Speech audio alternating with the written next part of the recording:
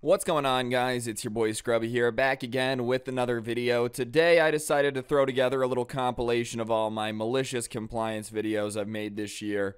You guys just really like when I put them all together. They tend to do really well when I do it, so I figured why not do another one. So yeah, without further ado, let's go. Get rid of my vacation? Have fun replacing me. I worked at a company that gave out exorbitant amounts of vacation. Anyone who worked there for 25 years received 8 weeks of vacation and 2 weeks of personal time. This was a family-owned company, but rather large, and we ran 3 shifts totaling 250 people. Enter Jimmy. Jimmy was a grizzled old man, and he had started at the company when he was 20. Now he was 63 and gave 0 craps. He also knew how to make a specific part for our product that only him and one other higher up in the office knew. One day, the plant owner comes in and announces he's selling to a corporation. He's older and ready to retire, and he promises there's not going to be much change and wishes us all well. The new company comes in and immediately goes after the great benefits we had. The first thing they do is cut everyone's max vacation down to 4 weeks and do away with personal time. Anyone who's maxed out had until December 31st of the year to use it up, and they wouldn't pay it out. They then go into the office and clean house, firing anyone who's close to retirement, including Jimmy's backup. They also do away with one very important rule. You no longer had to get vacation approved, you could just call in and take it. Jimmy is pissed, and they know it. They realize he's the only one in the building that can do his job now, so they hire a new kid for him to train, most likely to permanently replace him. So Jimmy does what anyone would do. He calls in the first training day for the new hire, and lets us know he's going to use all of the paid time off at once, and takes 10 weeks off. We had a backstock of parts he made, but it was too unnerving. For 10 weeks, Jimmy went and applied for other jobs, found one, and started. Fast forward 10 weeks, and it's the day Jimmy's supposed to return, and he doesn't. For 2 days, they try calling him and even go to his house, and he's nowhere to be found. Finally, on day 3, he calls and resigns, and they lose their crap. The parts he made are specialized and patented by the original founder. You can't just hire someone off the street to make them. What eventually happened was they had to contact the original owner to come teach new hires how to make them. And when he found out all they had done, it pissed him off. And last I heard, he charged them a 7-figure contract to teach them how to produce parts, and they had to pony up or close down. Moral of the story, don't mess with people's vacation time. I'm really not sure what the company that came in and bought them expected to happen, alright? Usually when you come in and you ask everybody why they love to work for the company, those are the things you cut last. They said, oh, you love your vacation time? Sweet, we'll get rid of it first. Also, all the old people that have been extremely loyal, deuces, we don't need you anymore. No wonder it ended up going to crap, dude. I'm sorry, but having to pay the original owner over $1 million to come in and fix it is the least you could do. Let's be honest. Don't mess with Jimmy's vacation time.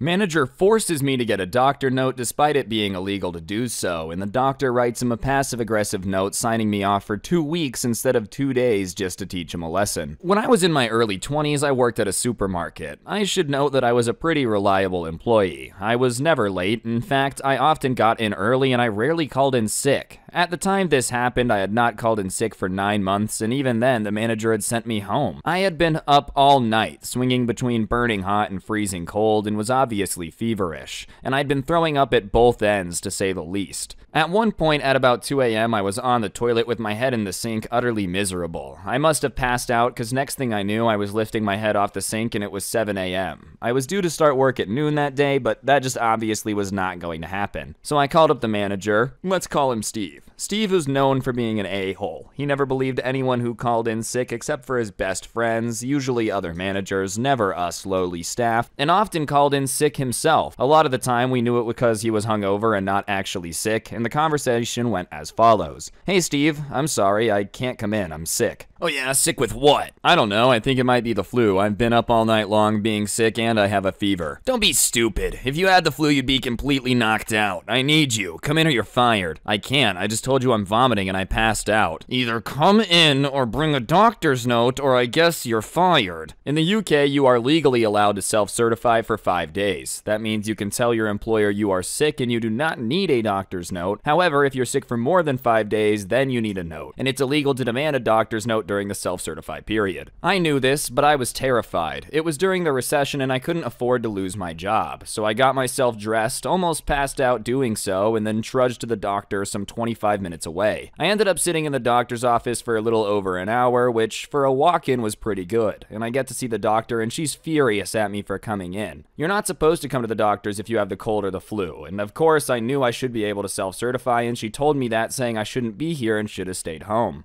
I then explained what had happened with Steve and how he had threatened to fire me over this and how I just couldn't afford to lose my job. I was struggling as it is, and my doctor turns her anger towards my manager. She asked if I got sick pay from the company and I said yes. Well, if he wants a sick note, then I'll give him a sick note, the doctor said. Now, my manager just wanted a note confirming I was sick, but instead my doctor wrote something along the lines of, "Your worker has come into surgery because the manager has insisted that they come in spite of the fact that this is illegal and all employees are allowed to self-certify. Due to being forced to make this unnecessary and highly dangerous trip when the patient is ill and has a fever of 39 degrees Celsius and almost passed out in the waiting room, I am signing my name off for 2 full weeks to recover. Had blank been allowed to self-certify, as is the law, they might have only needed a few days, but due to straining themselves, they now require 2 full weeks, and they are not permitted to work until, and then the date of 2 weeks later." The doctor said she would have signed me off longer, but this was the longest she could do without requiring further evidence, so basically, instead of just being off for a few days, I was now signed off for 2 full weeks, and I'd be paid for it. I went to my place of work, and at which point, one of the duty managers saw me and asked me what the heck I was doing to go home. I was obviously unwell, but I explained what happened, and they agreed to help me downstairs to Steve's office and went with me inside. I handed Steve the note, and he looked worried and tried to say, "I wasn't being serious about firing you." Well, gee, when you angrily growled down the phone, it sounded like it. The duty manager then declared that they were going to drive me home, and it was clear Steve wanted to argue, but had the sense to know he shouldn't. The duty manager then drove me home, made sure I was okay, and then went back to work where they informed our union rep of what happened. Steve had a disciplinary hearing where he was given a severe reprimand and a warning, and he tried to argue, saying he'd never said I'd be fired and I was lying, and decided to go to the doctor, but the duty manager said they heard him admit to it when he said to me that he really didn't mean it. I felt better after a few days and enjoyed my 2 weeks off, fully paid, and enjoyed the nice weather we had. Meanwhile, Steve was forced to work overtime because we were short-staffed, so thanks to the doctor, instead of being off for a few days,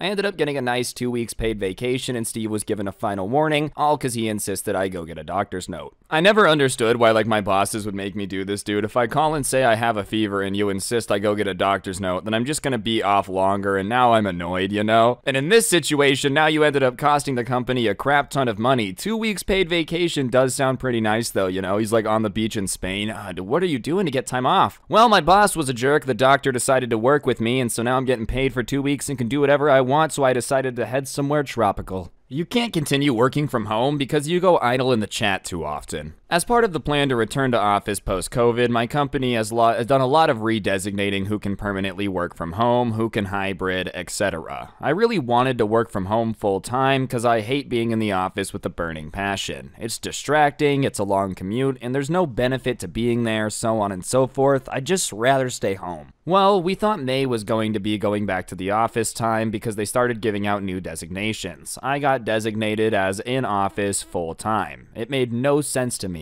I work on a team of 8 people, and each of us are in a different office somewhere in the country. I've literally never been to an in-person meeting or needed to do in-person work in the 3 years I've been here. Every single other person on my team got designated to work from home. So I brought it up with my boss and asked to work from home. When I started at this company and lived elsewhere, I got to work from home for 4 months before I moved. In the past 14 months, I've been at home as well. So 18 out of the 36 months I've been working from home. And what I was told is that I go idle in chat way too often to be trusted to work from home. Basically, we have a company-wide IM system that shows you as available, idle, or in a meeting. If you don't touch your keyboard for 5 minutes, you're shown as idle. So they've decided to use this as a measure for who is working and who isn't. The thing is, like many people in many types of jobs, I don't have crap to do for a full 8 hours every single day. The amount of work I have to do on a typical day takes 3 to 5 hours of actual attention, and there simply isn't something to do do all the time. My performance numbers went up working from home. By all objective numbers, I'm a better worker at home. In fact, it shows that I don't flat out lead the team in, I come in second quite often. There isn't work to do that I'm neglecting or procrastinating. When something comes up, I simply do it until it's done or until I can't anymore due to waiting on someone else, then stop. And I've done that method long enough that my work queue stays empty because I work to get my queue down to the point where when something comes up, I can just immediately do it and be done. But because I have other ways to spend my time in my downtime instead of messing around online at my cube pretending to be working, meaning I show idle more often, I'm a worse worker apparently. I was told if it weren't for that, they'd let me work from home. So I wrote a 6-line PowerShell script that virtually inputs the period key every 4 minutes that starts running every day at 8 a.m. and stops at 5 p.m. So now I literally never go idle. I do the same amount of work and still read books, watch TV, and play video games on the side, but I still have a shiny green check mark next to my name all day. Because of the COVID complications, they eventually said no going back until after Labor Day. I just had a meeting with my boss, and he said over this time they've noticed I go idle a lot less and than I used to, so they're changing my designation to work from home. All because of a little icon in some software. This concludes my TED Talk on why low to middle level managers are the dumbest, most useless, do-nothing position in all of corporate America.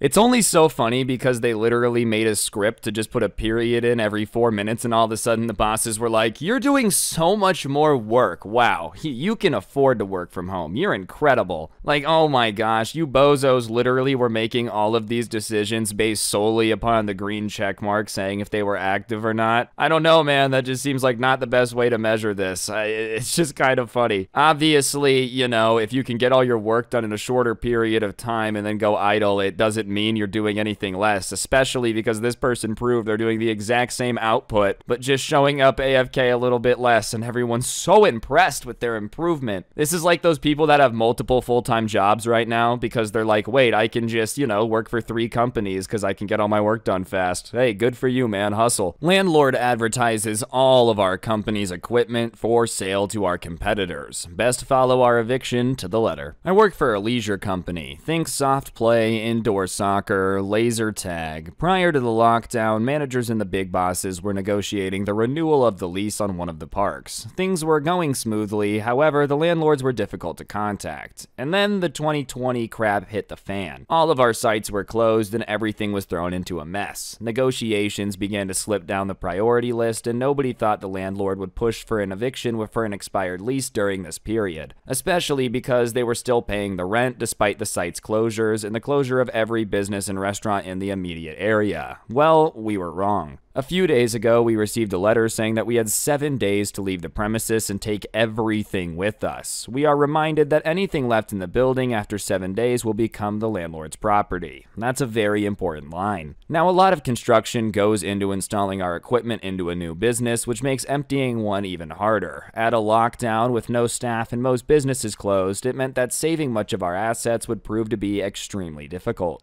To lose a profitable site and all of its assets is definitely a blow to the company, but here's where it gets worse. A few days into our 7-day eviction, we find out that the landlord is advertising our park to our competitors. But he isn't offering just the building, he's offering all of our stuff pre-installed, ready to go, just needs branding. The landlord has evicted us from the property in an attempt to increase the rent and make a solid profit from our equipment installed because he thinks we won't be able to empty the park, and obviously this made us furious. And here is where the malicious compliance came in. We were told we had 7 days to move everything we owned out of the property, so that's exactly what we did. Local businesses from all around offered up free space to store our things, and a few people came back out of lockdown, and they all spent the rest of the weeks removing, selling, or destroying everything related to us, and we didn't even leave light fittings. In every other site vacation that I've ever seen, we always ended up leaving thousands of dollars of disco lights in the ceiling because they're too hard to get. We leave most of the construction in, as well as things like bars and kitchens that stay intact, but not this building. We ripped up the flooring we installed, tore down the walls that were not a part of the original structure, ripped apart the manager's office, and removed all of the artwork and lockers. The landlord now has to deal with every new deal he has been making being dead in the water and a large renovation bill to install new flooring, or a company willing to do it themselves like we were. And on top of it, lockdown has been extended another 4 weeks, so at least he has another 4 weeks without rent that we were paying and won't have any potential buyers. The silver lining is the assets we got out of the site have all been sold, and the lack of rent and additional income has helped the business and paid staff's wages. We handed in the keys, and it was probably one of the quickest handovers we ever had. The landlord clearly didn't want to make any kind of conversation, and there was an elephant in the room, but he said nothing about the lack of our equipment. Complications did arise when we went back to get various deposits, but he had no case to withhold the deposits from us as the building was in excellent shape. We conducted much of the maintenance work ourselves, so the building was in better condition than we found it, and we also cleaned up all the rubbish and dirt from the demolition. A very minor bit of pressing from our legal team, and we received everything owed back in full. The building is still vacant as yet, and we don't know of any potential buyers. Honestly, man, you kind of deserved this one too, bro, trying to take advantage of evicting a business during COVID when there's literally nothing you can do and just hoping that they can't get all their property out of there. I mean, I think your biggest mistake was contacting their competitors because listen, obviously business can be competitive, but I don't think anybody would be cool with that happening to them, so they probably let them know. Just in the future, man, don't evict people for shady reasons and try to steal all their stuff, man. Like, you owned the building and were getting paid. You had the pretty sweet arrangement already. No need to go the extra step and try to make their life miserable. I love that they ripped out literally everything. They're like, hey, usually we leave a ton of stuff, but not this guy. Literally, we took every nail out of the floorboards. We didn't care. We bought it, we took it. Either be fired or accept a massive pay cut. Okay, I'll take the firing. I worked for a company for 14 years. I loved working there for 12 of those years. There were two main parts of the job. The first was the sales side of things, and it was always away from the office and the customer's location. It involved quite a bit of driving and a couple occasions of flying abroad to work face-to-face with the customers to deliver a high-quality product. We weren't the cheapest, but we were the superior product, and I was the best employee when it came to delivering it. I consistently got rave reviews from customers for my personal style when it came to delivering the product and executing the vision. And I got a huge amount of repeat business and got a lot of new business through word of mouth with customers recommending the company based on their experiences with me. The second part was the office side. This was my weaker side. I hated cold calling potential customers with numbers I found in the phone book. When it came to answering the phone and speaking to potential customers who initiated contact, I was fine, but I wasn't great at making the calls. This was my only real not great part of it. In the office, no one really asked me to make any calls. Instead, I prepared product, designed new product, trained new staff members, and I was also the problem solver helping out whenever and wherever, falling in or filling in for sick employees whenever I could. I liked the owner and I liked the manager and I liked all the staff who were around me, and all in all it was a great job that I was really good at and took a lot of pride in. The company had started doing so well that the owner had expanded over the 12 years since I started working. I joined about 3 months after we started, so I'd been a part of the expansion, worked out of the nearest office, but often traveled to other areas to train staff. I was loaned out, as it were, to other companies to help train their staff, and at one point I was a guest lecturer at a university teaching medical students how to deliver complicated explanations to people who don't have the base knowledge that you yourself do. After 12 years, I was on a decent salary, not massive, but I was happy. And then the owner decided to sell off part of the company. He was selling the area where my local office was, and he told me he'd love me to remain as his employee, but I would need to work a different route.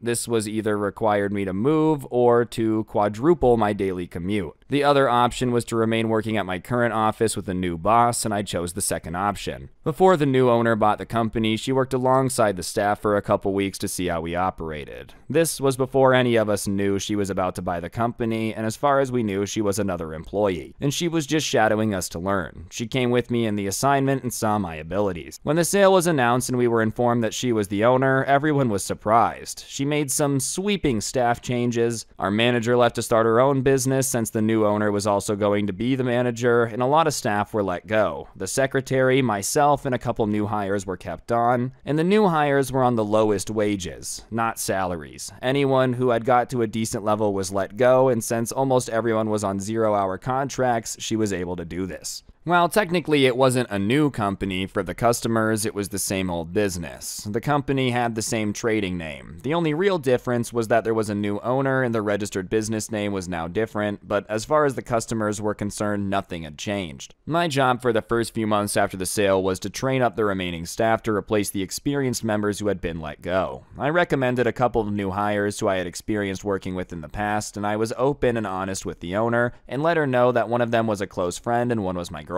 Both were more than qualified to work and happy to join. My friend had recently come back to the country after a year of traveling, while my girlfriend could only work during school holidays. The owner gave them both interviews and hired them since we needed the staff. Over the next 2 years, business started to fall. The reason was simple. The new owner decided to try and maximize profits by increasing prices while decreasing the quality of the product. For new customers, this wasn't noticeable. They just thought we were expensive and the product wasn't the best. But for old customers who had been with us for 10 years, they noticed immediately. They were being charged more and were receiving far less for worse quality. So the owner doubled down and increased prices again. And 95% of our old customers left us. New customers never became repeat customers, and complaints skyrocketed. Whilst all this was going on, our staff turnover rate was ridiculous. People left after a few months when they realized the minimum wage they were being paid wasn't worth it. Under the old owner, we made our average hourly wage for new employees around 2.5 times the minimum wage. This made people care about their jobs and want to keep it. My girlfriend quit, but my friend remained but was looking for something new. Then I got a phone call. The owner needed me to come to the office. It was unexpected because I had just finished working on location with a customer, and my next customer was in 2.5 hours, and it was a half-hour drive away. The office was about an hour and 10 minutes away from both locations. If I drove back to the office, I would have about 5 minutes before I had to leave. My mileage was paid above my regular salary, so I was saving the company money by doing this. And also, parking was a nightmare around the second location, so I intended to get there as earlier as possible to find parking and read a book. The manager didn't care. She needed me to return to the office. So I did, and I arrived back to be handed a letter by the owner informing me of disciplinary meeting to take place in a couple days' time and that I needed to bring a witness along if I desired. This knocked me for 6. I was the best employee, and I read through her list of complaints about my performance and started to work on my defense. At the meeting, I declined to have a witness and instead decided to record the audio of the meeting on my phone without informing her. Where I live, this is legal and I didn't need consent. The boss's witness was her friend who she had met at yoga and hired for an office role, firing the secretary who had been there long before the takeover. Every point she raised, I could counter, and they ranged from the week, "You were unavailable to work for a week in August. I booked a week's holiday so I could attend my cousin's wedding on the other side of the country and turned it into a holiday," to the straight up pathetic, "You were late for work on the 12th of May. Is that the day my car broke down and I called the office to let you know?" "I don't know." "I do. Here's the receipt from the garage dated May 12th. To downright lies. This one I can't write a quote, but basically she accused me of gross misconduct for breaking health and safety laws in the way I was delivering a product for a customer. I hadn't broke the health and safety laws, and I knew exactly what I was doing since, as I've mentioned already, I'd been doing this for 14 years at this point. She had witnessed me do it multiple times and had never mentioned it before because it's not an issue. She even had me train the staff in this specific delivery method because it wasn't an issue. She finished her list by telling me that she doesn't want to lose me, but she can't justify keeping such a bad employee at my current salary. And I had 2 choices. I could either sign a 0 hours contract and work for minimum wage, or she could fire me with 2 weeks notice. I countered that she would have to give me 12 weeks notice since my contract guaranteed me 1 week's notice for every year of employment up to a maximum of 12. She argued that I'd only been her employee for 2 years since before I worked with the previous owner, and I informed her that how the business takeover had run, it counts as continuous employment. I quoted the exact law and code that backed me up, and she asked for a 30-minute meeting in the break to let me think about the offer.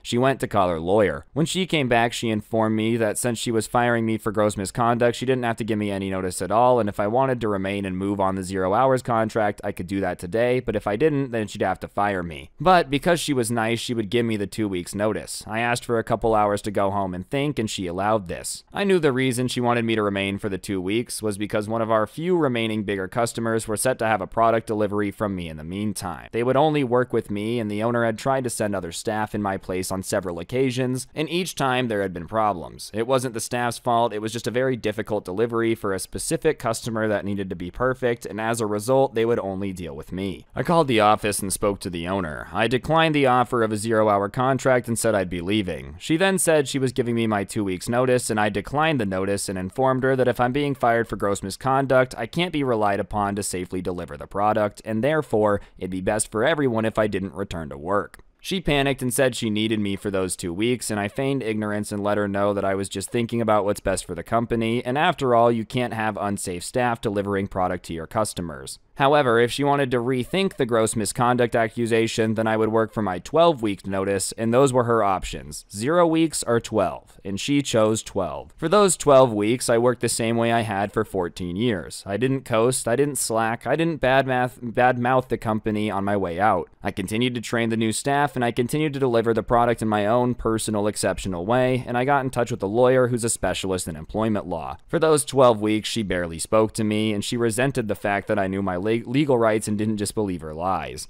She hated the fact that I could defend myself, and she was petty. She accidentally dropped my mug in the kitchen, breaking it. And most petty of all, she paid for every single member of staff in the office to have a spa day except me. I was asked to work my day off to answer the phone while everyone else was being pampered. Nobody knew I hadn't been invited until they arrived at the spa and I wasn't there. Here's the thing, I'm a big fat bearded guy. I have no interest in a spa day. If she had offered it to me, I would have thanked and declined the offer. But by pointedly excusing me, she was making herself look bad, and for the last 2 weeks, I was training up my friend to take over for me. At the end of the 12 weeks, my final day came around, and the owner had nothing planned, not so much as a card after 14 years. The office assistant manager who had become a friend got me some presents, but had to give them to me once the boss was gone for fear of reprisal. The day after my final day, 2 things happened. The first was my friend who I'd been training up to replace me quit. He was on a 0-hour contract, so required no notice. He was unhappy with her treatment of me and was unhappy that she expected him to do my previously salaried job for minimum wage. He hadn't informed me of his plans to leave, and I only learned about it when he knocked on my door in the middle of the day when he should have been at work and let me know. The second was the owner received a letter informing her that I was bringing legal proceedings against her for unfair dismissal. I had arranged this with my lawyer to be delivered the day after my final day, and according to the office assistant, she went pale and started crying before leaving to call her lawyer. She refuted my claims for unfair dismissal, said it was gross misconduct, and tried to come up with more reasons for firing me, but the truth was that the company was making less money because of the business practices, and I was the highest and only salary. I had evidence that I was a great employee. I had evidence that she had asked me to move to a 0-hour contract, and she had initially tried to deny this since the gross misconduct fabrication makes no sense if she wanted me to stay. But once my lawyer provided her with a transcript of the entire meeting along with a copy of the recording, she knew it was over.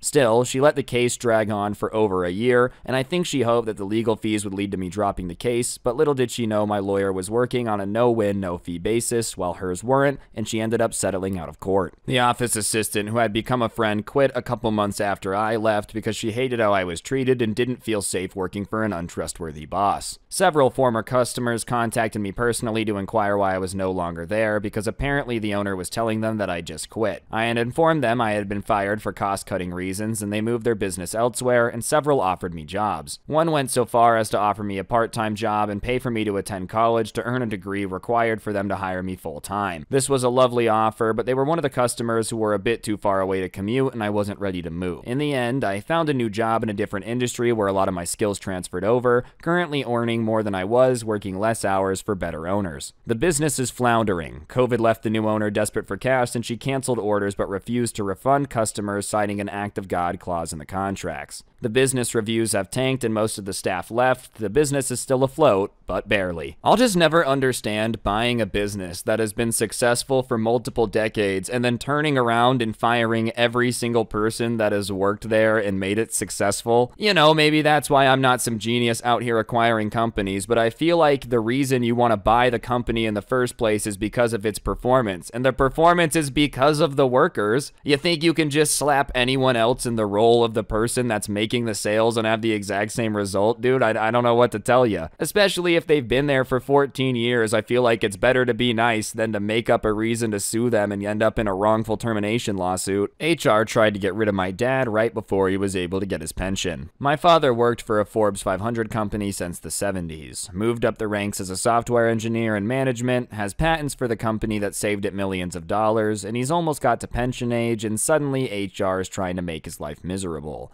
He noticed this trend was happening to some of his coworkers when they were getting close to 60 as well. HR lady calls him into the office and says he was not punching in and out at the correct time, and my father, an engineer, is very, very detail-oriented and knew these were false accusations and asked them to prove it. They came back a week later and couldn't prove it, and he said, "Of course you can't. I've been driving the corporate carpool bus from a major city 40 miles away for 15 years, and I always have 16 witnesses on my clock-in time and have never been late." The HR lady came back a week later and said they had to fire him for letting people into the building without badging. He asked to see when and where he was letting someone into the building without badging, and they show that they held the door for his best friend who had also been working there since the 70s, who had his foot cut off after diabetes and was in a wheelchair. Prior to this, my dad took the chief of security out for lunch and told him about how the company wanted to leave before he got the pension, so he got footage of his own. My dad said, "That's interesting. You're gonna fire me for holding the door for my best friend after his foot was amputated and he's in a wheelchair? Fine, then I hope you fire the CEO and yourself as well," and then showed the footage of her holding the door for his friend and the CEO doing it as well, and he ended up staying until he got his pension.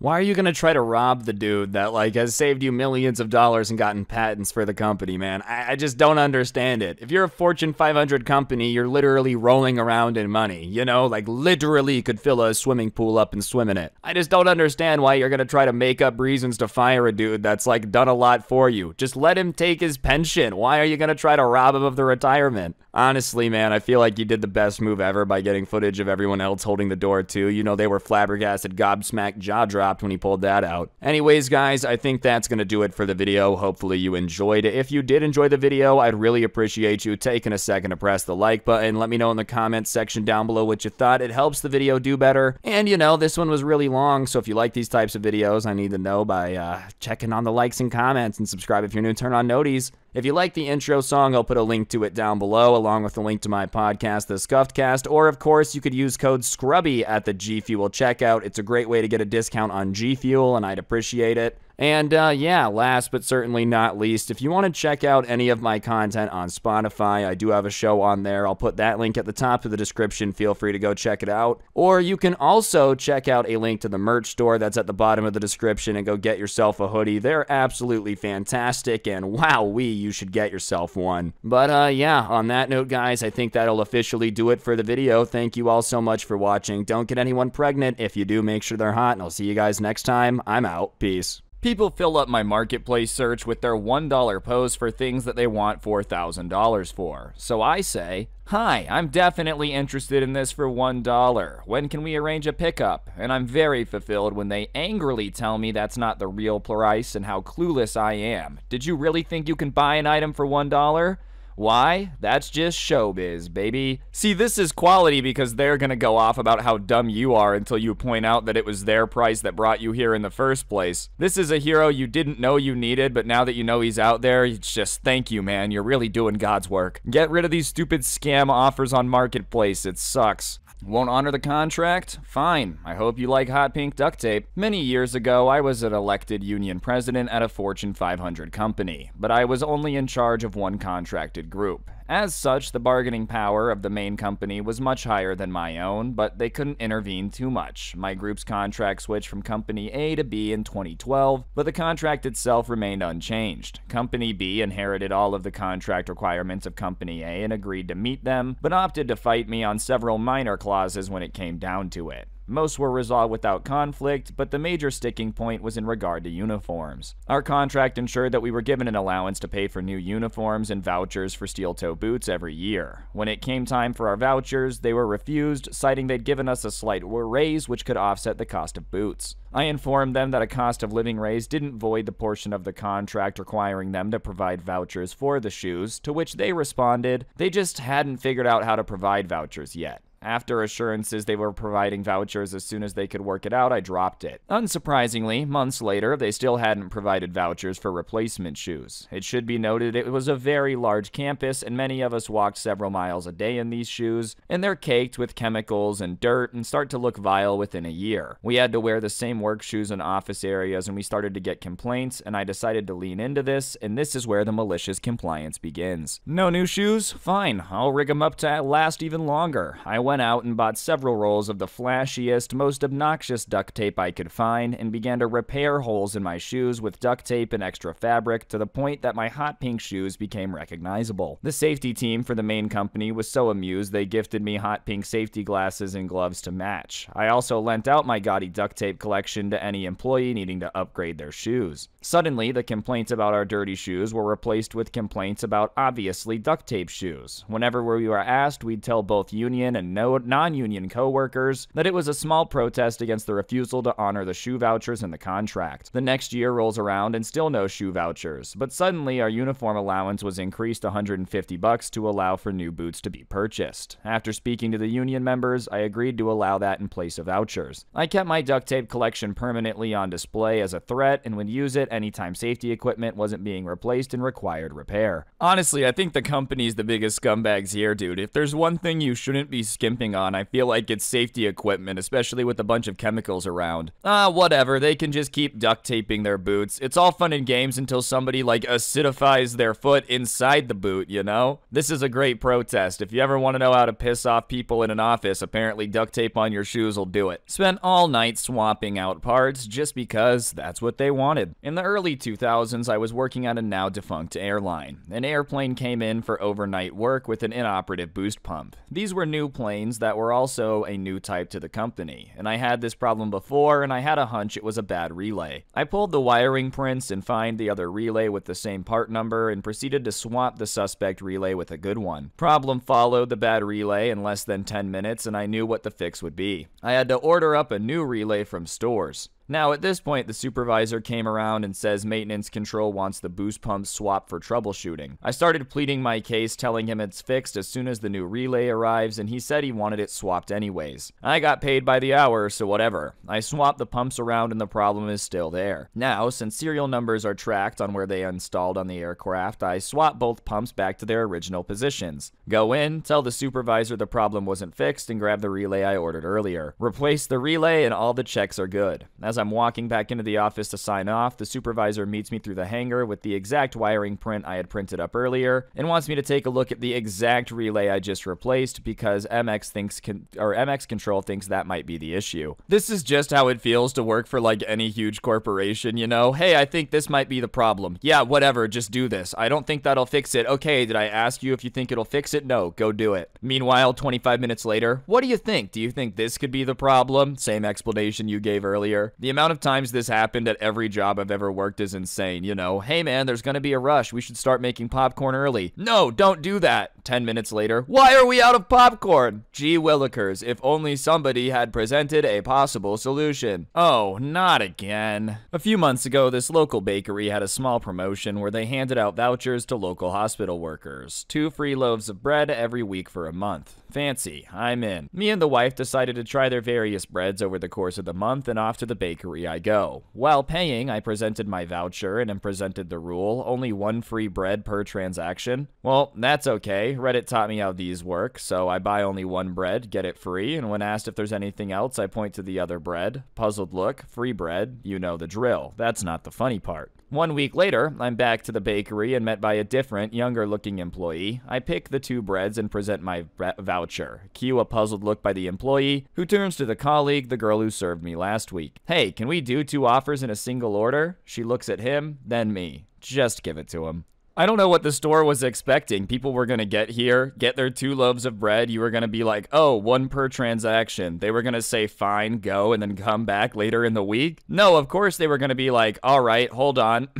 All right. Let's close this out, swipe the card, and yeah, next order, I'll take the bread. Obviously, like, did you really think people were gonna come all the way back to your grocery store just for another loaf of bread? I mean, probably. I couldn't blame them for that. That being said, I feel like trying to trick people to have to come back to your store with a confusingly worded offer is not a good way to gain loyal customers, you know? Lunch is only an hour? All right, no problem. I work at a relatively small organization with 60 employees in an office environment. I don't work as a cashier, but my office is next to the cashier's desk. And over the past few months, I've been dropping off the bank deposit during my lunch break because the cashiers have been too busy to take it during work hours. This is purely a courtesy to the cashiers and is not required of my job in any way, but I like to help my coworkers when I can. The bank is about 10 minutes away from the office, and I'm going to pass it on the way to food anyways, so it's no big deal. And it usually takes about 10 to 15 minutes at the bank, depending on how busy they are, so I account for that and extend my lunch break accordingly. This went on fine for a few weeks until my boss decided that I was taking too long on my lunch breaks and reminded me that I shouldn't be taking more than an hour. I explained that I was taking the bank deposit as a courtesy, but I might as well have said nothing because I was once again reminded that I have 1 hour for lunch. I told my boss no problem and I would make sure I'm back on time moving forward. Cue the malicious compliance. Ever since that conversation, my lunch has been exactly 1 hour. As soon as I get back to the office, I get a company vehicle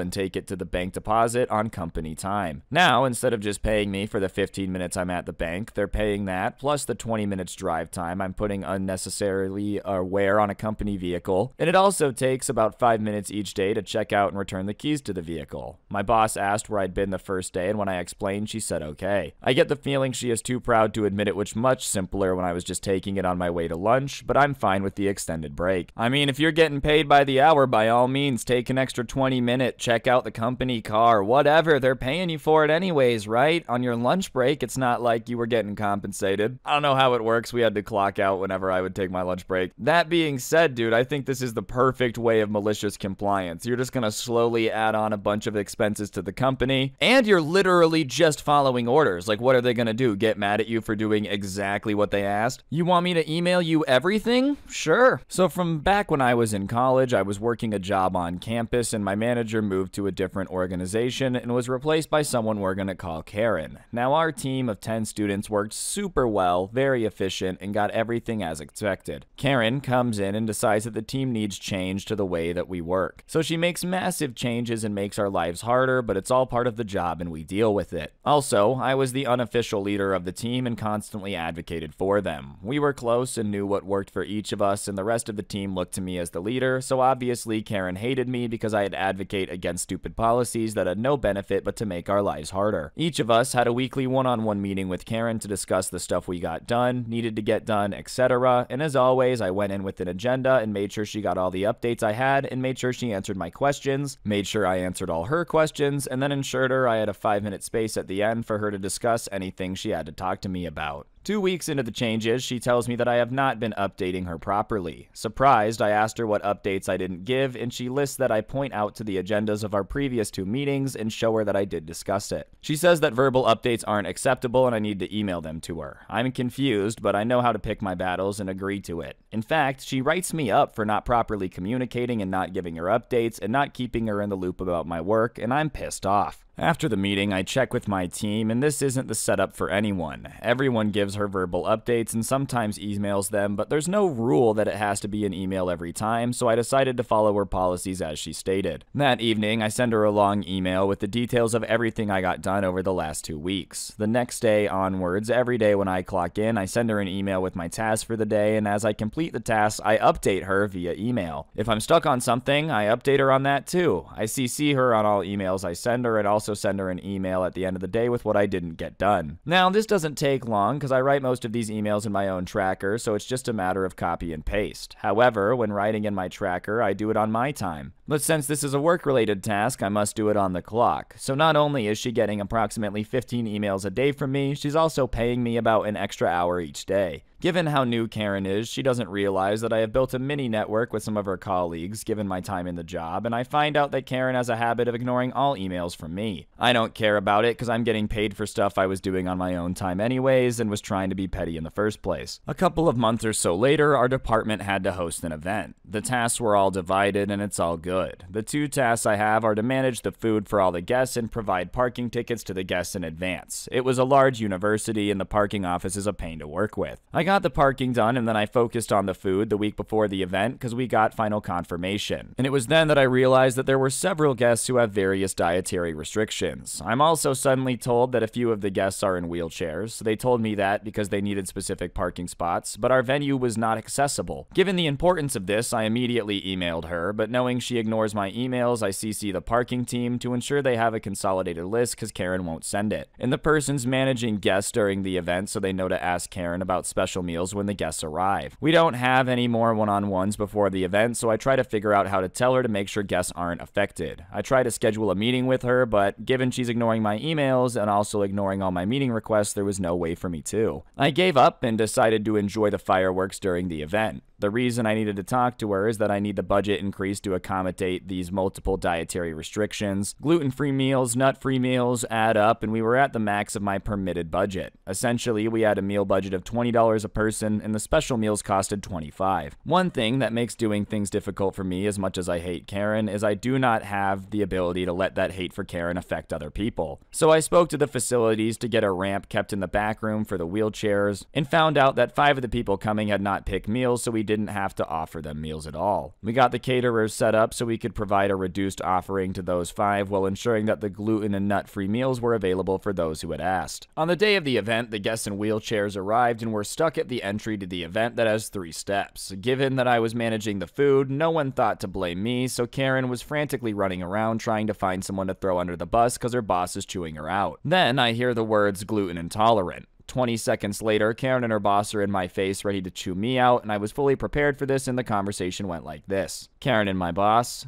"Didn't you know that we had people who cannot eat either of the standard meals?" "Yeah, I did, and I emailed you about it because we needed to increase the meal budget to accommodate. Did you not speak to the caterers?" "I didn't get any email." "I sent it to you, see?" And I showed him the email on my phone. Karen, at this point, was in literal tears because this event is her boss's baby and people have gotten in a lot of trouble over messing this up. "But you didn't send it to me, did you?" The boss at that point was getting irritated. "Well, what do we do now?" "All right, let me figure something out. Also, I see people in wheelchairs. What are we doing about them?" "I have no clue. We're trying to figure it out." "I'll take care of that too." 10 minutes later, I got facilities to give us a ramp that we're putting by the stairs for the guests in wheelchairs, and I spoke to the caterers and we'll have gluten-free nuts and meals ready. The boss to me: "Thanks." 2 days later, I had my one-on-one with Karen, and surprisingly, her boss was there. Lo and behold, Karen got written up, my write-up was removed, and Karen stopped trying to mess with me, and the entire team now has laughs every time we mention a gluten allergy. Oh, see, this is great on so many levels. First of all, you make Karen look dumb, but you also didn't put anyone in jeopardy, had everything prepared, and then looked incredible in front of your boss like an absolute hero who came out of nowhere and saved the day. If you're not in the managerial position by this time next year, alright, I don't know, man. You clearly are proving yourself out here. This is the way to do it. Just do everything that they ask, you know, but just make sure you get all the credit for it if they were asking you to do it wrong. You shouldn't try to go behind your manager's back and like make them look bad, but if they're gonna purposely ignore all your emails, then hey, that's the way the ball bounces sometimes.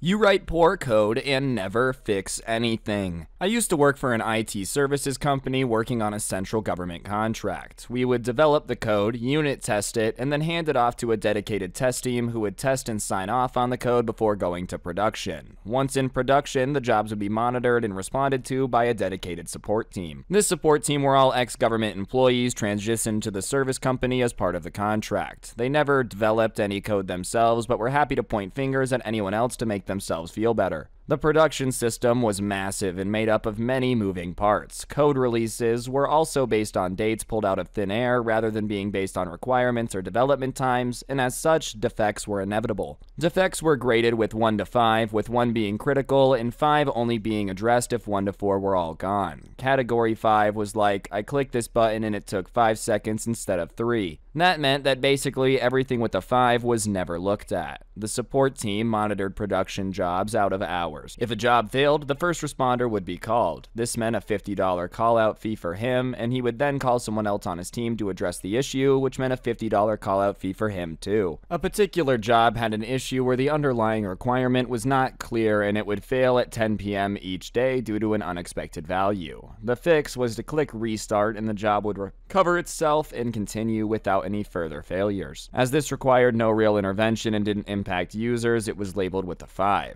The support team liked this as it meant an extra $350 a week for the lead and $350 a week for the support guy just for one of them to click a button at the same time each night. This had been happening for the previous 2 years and netted them about $35,000 each in support payments so far. After a large release filled with incomplete requirements and unrealistic deadlines, we were called to a multi-team meeting to discuss the number of defects and how to reduce them. The support team leader took this opportunity to brown-nose leadership and tell everyone how it was all the development team's fault because we wrote poor code and never fix anything, and how his team were carrying us and having to respond to regular out-of-hours outages. We were blindsided by this, and I was particularly annoyed because we were already under undue pressure and didn't need this Muppet making stuff worse. I knew about the 10 p.m. job and I knew they were milking it, so I raised a new fake defect and labeled it as Category 3 and linked it to roughly the same area as the Category 5 10 p.m. failure. I fixed the 10 p.m. failure code by basically editing an if statement so it would continue instead of failing, and it took no more than 10 keystrokes. The new code was deployed, but I didn't tell the support team. The next day, I got a call from the team lead saying there was a problem with the 10 p.m. job as it didn't fail the night before, so it must not have processed the data. He continued with the, "we should test the code more thoroughly" speech when I stopped him mid-sentence and said, "Oh, that code. I noticed a problem when I was fixing something else, so I made a change to stop it from failing. I didn't want it to keep bothering you guys." He didn't know what to say, so I said goodbye and hung up. If he hadn't been a Muppet, I would have let him keep his cash cow, but he chose poorly, and now the cash cow has vanished. If you're making $35,000 out of just clicking a button every night, why would you ever go into a meeting and start being condescending and rude to the people that are letting you do that? How did he not expect this to backfire? You guys never fix anything. I would just be going over every code forever then and make sure that everyone on the support team goes broke because they're not getting any more calls.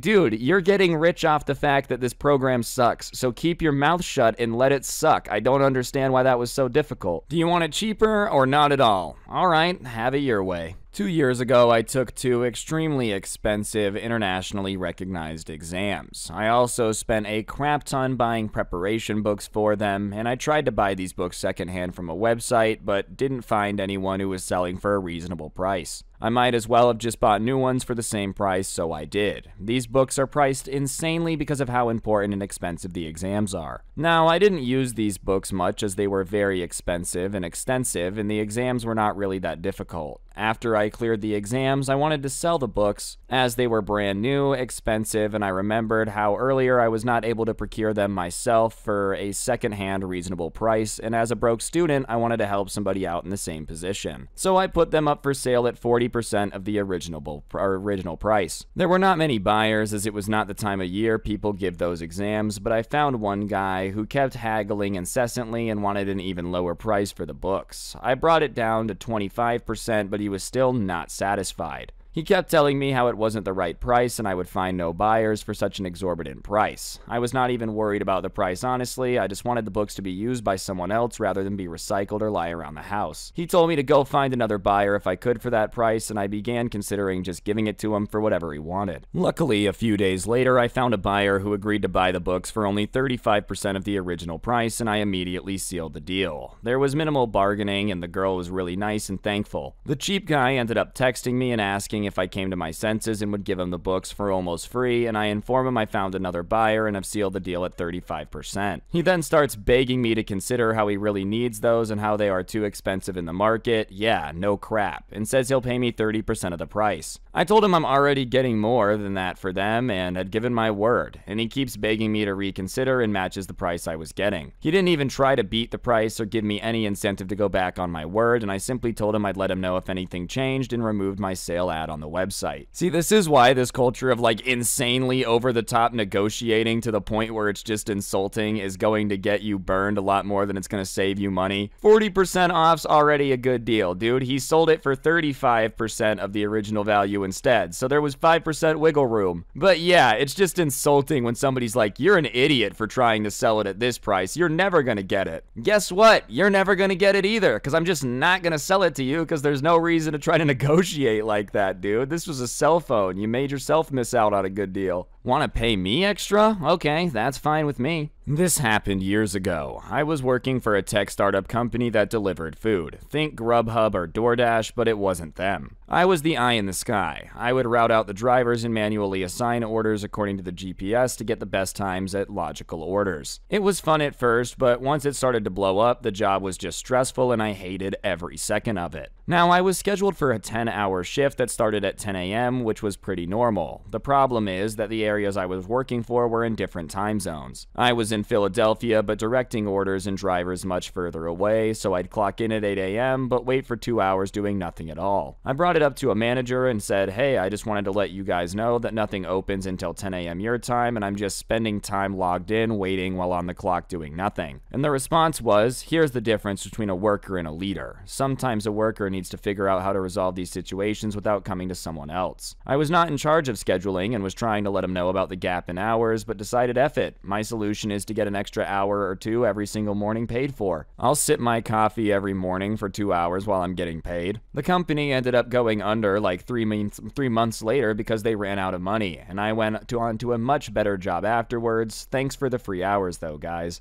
Gee, I wonder how they ended up going bankrupt with such fantastic leadership. Hey, I'm just letting you guys know that you're just kind of wasting paying me for 2 hours and it makes no sense and I don't really get it. Well, maybe that's because you're not a leader, okay, you little worker bee, okay, you stupid little drone. How about you just get back to that desk and get paid while you do nothing? I mean, alright, if you insist, dude. Meanwhile, you know, this guy's lighting like $3 million a month on fire because it's a startup. You can't just quit on a Friday. This was from my last job, which was a global financial firm with the initials MS. I was a contractor in the IT department there for over a year and had lots of complaints against them. Original manager forgot to file my paperwork, costing me a free position, overworked, culture that tried to sell more work as being a sign of praise rather than pay you to do more, etc. Well, it was time for me to move on. I scored a great state job, better pay, great benefits, still working from home, and even then the office was a lot closer. All around, they wouldn't be able to compete. They were aware of this for about 2 months as they almost sank it by dragging their heels on some verifications like employment and stuff. I flat out told my manager I'd be leaving at the end of the month and finally had my official start date, gave a bit over 2 weeks notice to quit on a Friday so I could start on a Monday, and that's where the stupidity began. This place has a policy to run all software updates on Sunday, so every Monday is hell. Everything is broken due to poor quality assurance and it's all hands on deck. If you call off, they're gonna fight you. So they like to bully people, and everyone who had left had some attempt to get them to stay longer, and it has sadly worked because people don't get how little power the company has. So my time came and the manager calls me up and goes on with this crap, telling me it's not proper etiquette to give 2 weeks notice, since when, and that I should know it takes a minimum of 3 weeks to complete training, so I should know that they can't replace me in that time. You already had 1 to 2 months, but whatever. And how I can't do this to my coworkers, and I'm selfish and a bad person, and this wasn't getting the reaction or response that management wanted. So they started to bring out policy. They start saying it's against company policy to quit on a Friday. I know this is crap, but they don't really hand out policy books here, and HR is kinda... Well, for contractors, it's not a thing. Contractors are second-class workers with hardly any rights after all. Still, I'm leaving the company. How could this affect me? I tell them something to the effect that, well, I'm the one quitting and I'm still gonna leave on Friday. I'm seriously not sure how it was going in their mind, and they doubled down that I had to work that next Monday for them, and I think they were hoping to get their foot in the door and ruin my next job. Well, this isn't working for them now, is it? And they're really getting pissed off now, so they give me the ultimatum. If I won't work that Monday, then I am to sign out and not clock back in until I've changed my mind. And they're looking smug. They're effectively threatening to fire me early, making me lose out on money and stuff, and since they don't have PTO. Well, I have no care at this point. My finances are fine, and my new job I need a full suit for. I guess I earned myself an unpaid vacation. So I logged out. They kept their looking smug and left me with another, remember, don't clock in until you decide to be reasonable. So the next day I didn't log in, and a few hours later I got a call screaming about how I'm late and I've caused so many problems, and I cut them off saying I'm not coming in Monday. Per our meeting, I'm not to clock in. Silence. They asked me if I'm serious, and I asked if they were serious yesterday. They call me a pug-headed fool and tell me to just come in on Monday like they asked. Then they waited a moment and asked if I was going to grow up and come back in. Well, I'm bored at this point and asked if they're going to pay me my new rate on Monday, and I get a confused no, and then I tell them they have their answer. They called every single day that last week, bouncing between apologies, insults, and browbeating, while still always standing on the ground that I needed to come in Monday. This was a whole week of them, sometimes multiple days, begging me to come in, even part of the day to dig them out of holes, and then doubling down on that. Well, if you come in, does that mean you're coming back all the way through Monday, right? I'd already dropped off their equipment already, since I didn't need any of it at this point, since even if I did finish my week, it wasn't necessary. They called even on Monday to tell me I was fired for not showing up. I still think that they thought I was joking or playing hardball for a promo or raise. It's the only reason I have for all that. Or they really thought that I'd throw my new job for them. They had a big focus on company loyalty that a lot of people seem to buy into, so maybe they just assumed I'd be loyal. I did hear my old manager had to fill in for me as they couldn't get anyone to do my shift and my jobs, and that now a few months later my manager and several others quit as everything is buckling. They promised more than they could ever deliver and drove off experienced workers like me. Oof, bro, I love how they're still calling you through the week, insulting you. You better come in, you pug-headed idiot. I've never heard anyone be called pug-headed. But that being said, dude, like, why would they expect that to make you want to work there? I'm quitting because you guys suck. Well, you suck, you absolute buffoon. Come in on Monday. No. Like, what are you gonna do, man? Like, fire me? Okay. It's amazing how many people don't realize they have, like, no ground to be negotiating on, dude. You'd think that a business would be a little bit better at, you know, negotiating terms. Sure, you can have an accounting of my every minute. Mid-2020, I moved across the country and started a new job. Before I accepted it, I made it clear that I would need an adjusted schedule because of COVID and childcare issues. I was told that this is fine and we're all adults and can manage our time. As long as I'm working the right number of hours within parameters, we're good. It became obvious very quickly that my boss and I were not getting along. She was very proud of her PhD from the 90s and hadn't learned anything about computers since. Well, I was supposed to be tech support and she really didn't like to be wrong. Also, I was morally opposed to holding an 80-person indoor event at the time because of COVID. Anyways, about 3 months into my tenure, she tells me that she forgot to tell me that she needs an accounting of my time each week to make sure it adds up to enough hours. She said that everyone does them and she just forgot to have me start. I ask around, it was a very small team and nobody has ever heard of anything like this. I ask her about what they said and she said she needs to make sure I'm not getting away with working less hours because of my modified schedule and to just do it. So I write down every single deviation from the standard schedule, every time. Arrived 1 minute early, onto the spreadsheet. Took 3 minutes shorter lunch, on the spreadsheet. Left 7.5 minutes early to get my kids, better believe that half minute's going on the spreadsheet. Stayed 11 minutes late, hell yeah. Did I make my schedule even weirder than usual? Maybe. I used Excel to make sure everything was totaled and exactly perfect. She didn't tell me to do the math for her, so I deleted it before I printed the spreadsheet out to sign and turn in. She spent almost an hour the first time doing math, and I know this because she complained endlessly about it to my coworker. It took all of 2 weeks for her to tell me I could start managing my own time again. I quit a month later, but that's a different tale of malicious compliance. I just don't understand why a boss would actually ever want this unless they're just being power hungry, bro. If, like, my editors were sending me an Excel spreadsheet of every time they took 2 minutes longer to, like, send a video in, I'd be going insane. I don't know, man. I just feel like as long as the work is getting done on time and with the quality you expect, it really shouldn't matter if someone's leaving half a minute early to get their kid, especially if that was an agreement you guys had before you hired them. I don't know. This entire situation just makes me more reminded how much having a boss would really suck. Anyways, guys, I think that's gonna do it for the video. Hopefully you enjoyed. If you did, I would really appreciate you taking a second to press the like button. Let me know in the comment section down below what you thought. And of course, subscribe if you're new and turn on those notifications. If you really want to help me out, I'll put a link to the intro song down below, along with a link to my podcast, The Scuffed Cast, or you could use code Scrubby at the G Fuel checkout. I would appreciate it. 2 more things I gotta plug real quick. I do put some of my content up on Spotify, so if you want to listen information offline, then you can go ahead and do that by clicking the link in the top of the description. And of course, you can also go ahead and get yourself some merch. It's pretty cool if you ask me. Probably the coolest merch to ever exist, and that link's also going to be in the description down below. And yeah, on that note, guys, that'll do it. Don't get anyone pregnant. If you do, make sure they're hot, and hopefully I'll see each and every single one of you guys next time. I'm out. Peace. My neighbor took my parking spot after I shoveled, so I poured water in his windshield. It was a cold winter day. 8 inches of snow had fallen the night before, and the wind chill made it feel as if it were in the negatives outside. I drive an all-wheel SUV, so I have no issues getting out of the driveway. My wife, on the other hand, drives a Prius, which slides with the smallest amount of moisture on the road. My car was down at the time, so we had to take my wife's car, and I spent 45 minutes in the freezing cold shoveling the car out so we could get to the store. We were gone for an hour, and when we came back, our neighbor had taken the spot I shoveled. Our apartment complex doesn't have assigned parking, but in the winter, it's basically understood that if you shovel a spot, it's yours. So when I saw his car in the spot I had just shoveled, I was pretty pissed. I went inside and filled 2-gallon jugs of water, went back out and poured them on his windshield, rinse and repeat. I must have poured about 10 gallons of water on his car, and being how cold it was already freezing by the time I poured the last on, and it sat like that overnight. The next morning, I got to watch as he helplessly tried to scrape all the layers of ice off his windshield. Don't take my parking spot.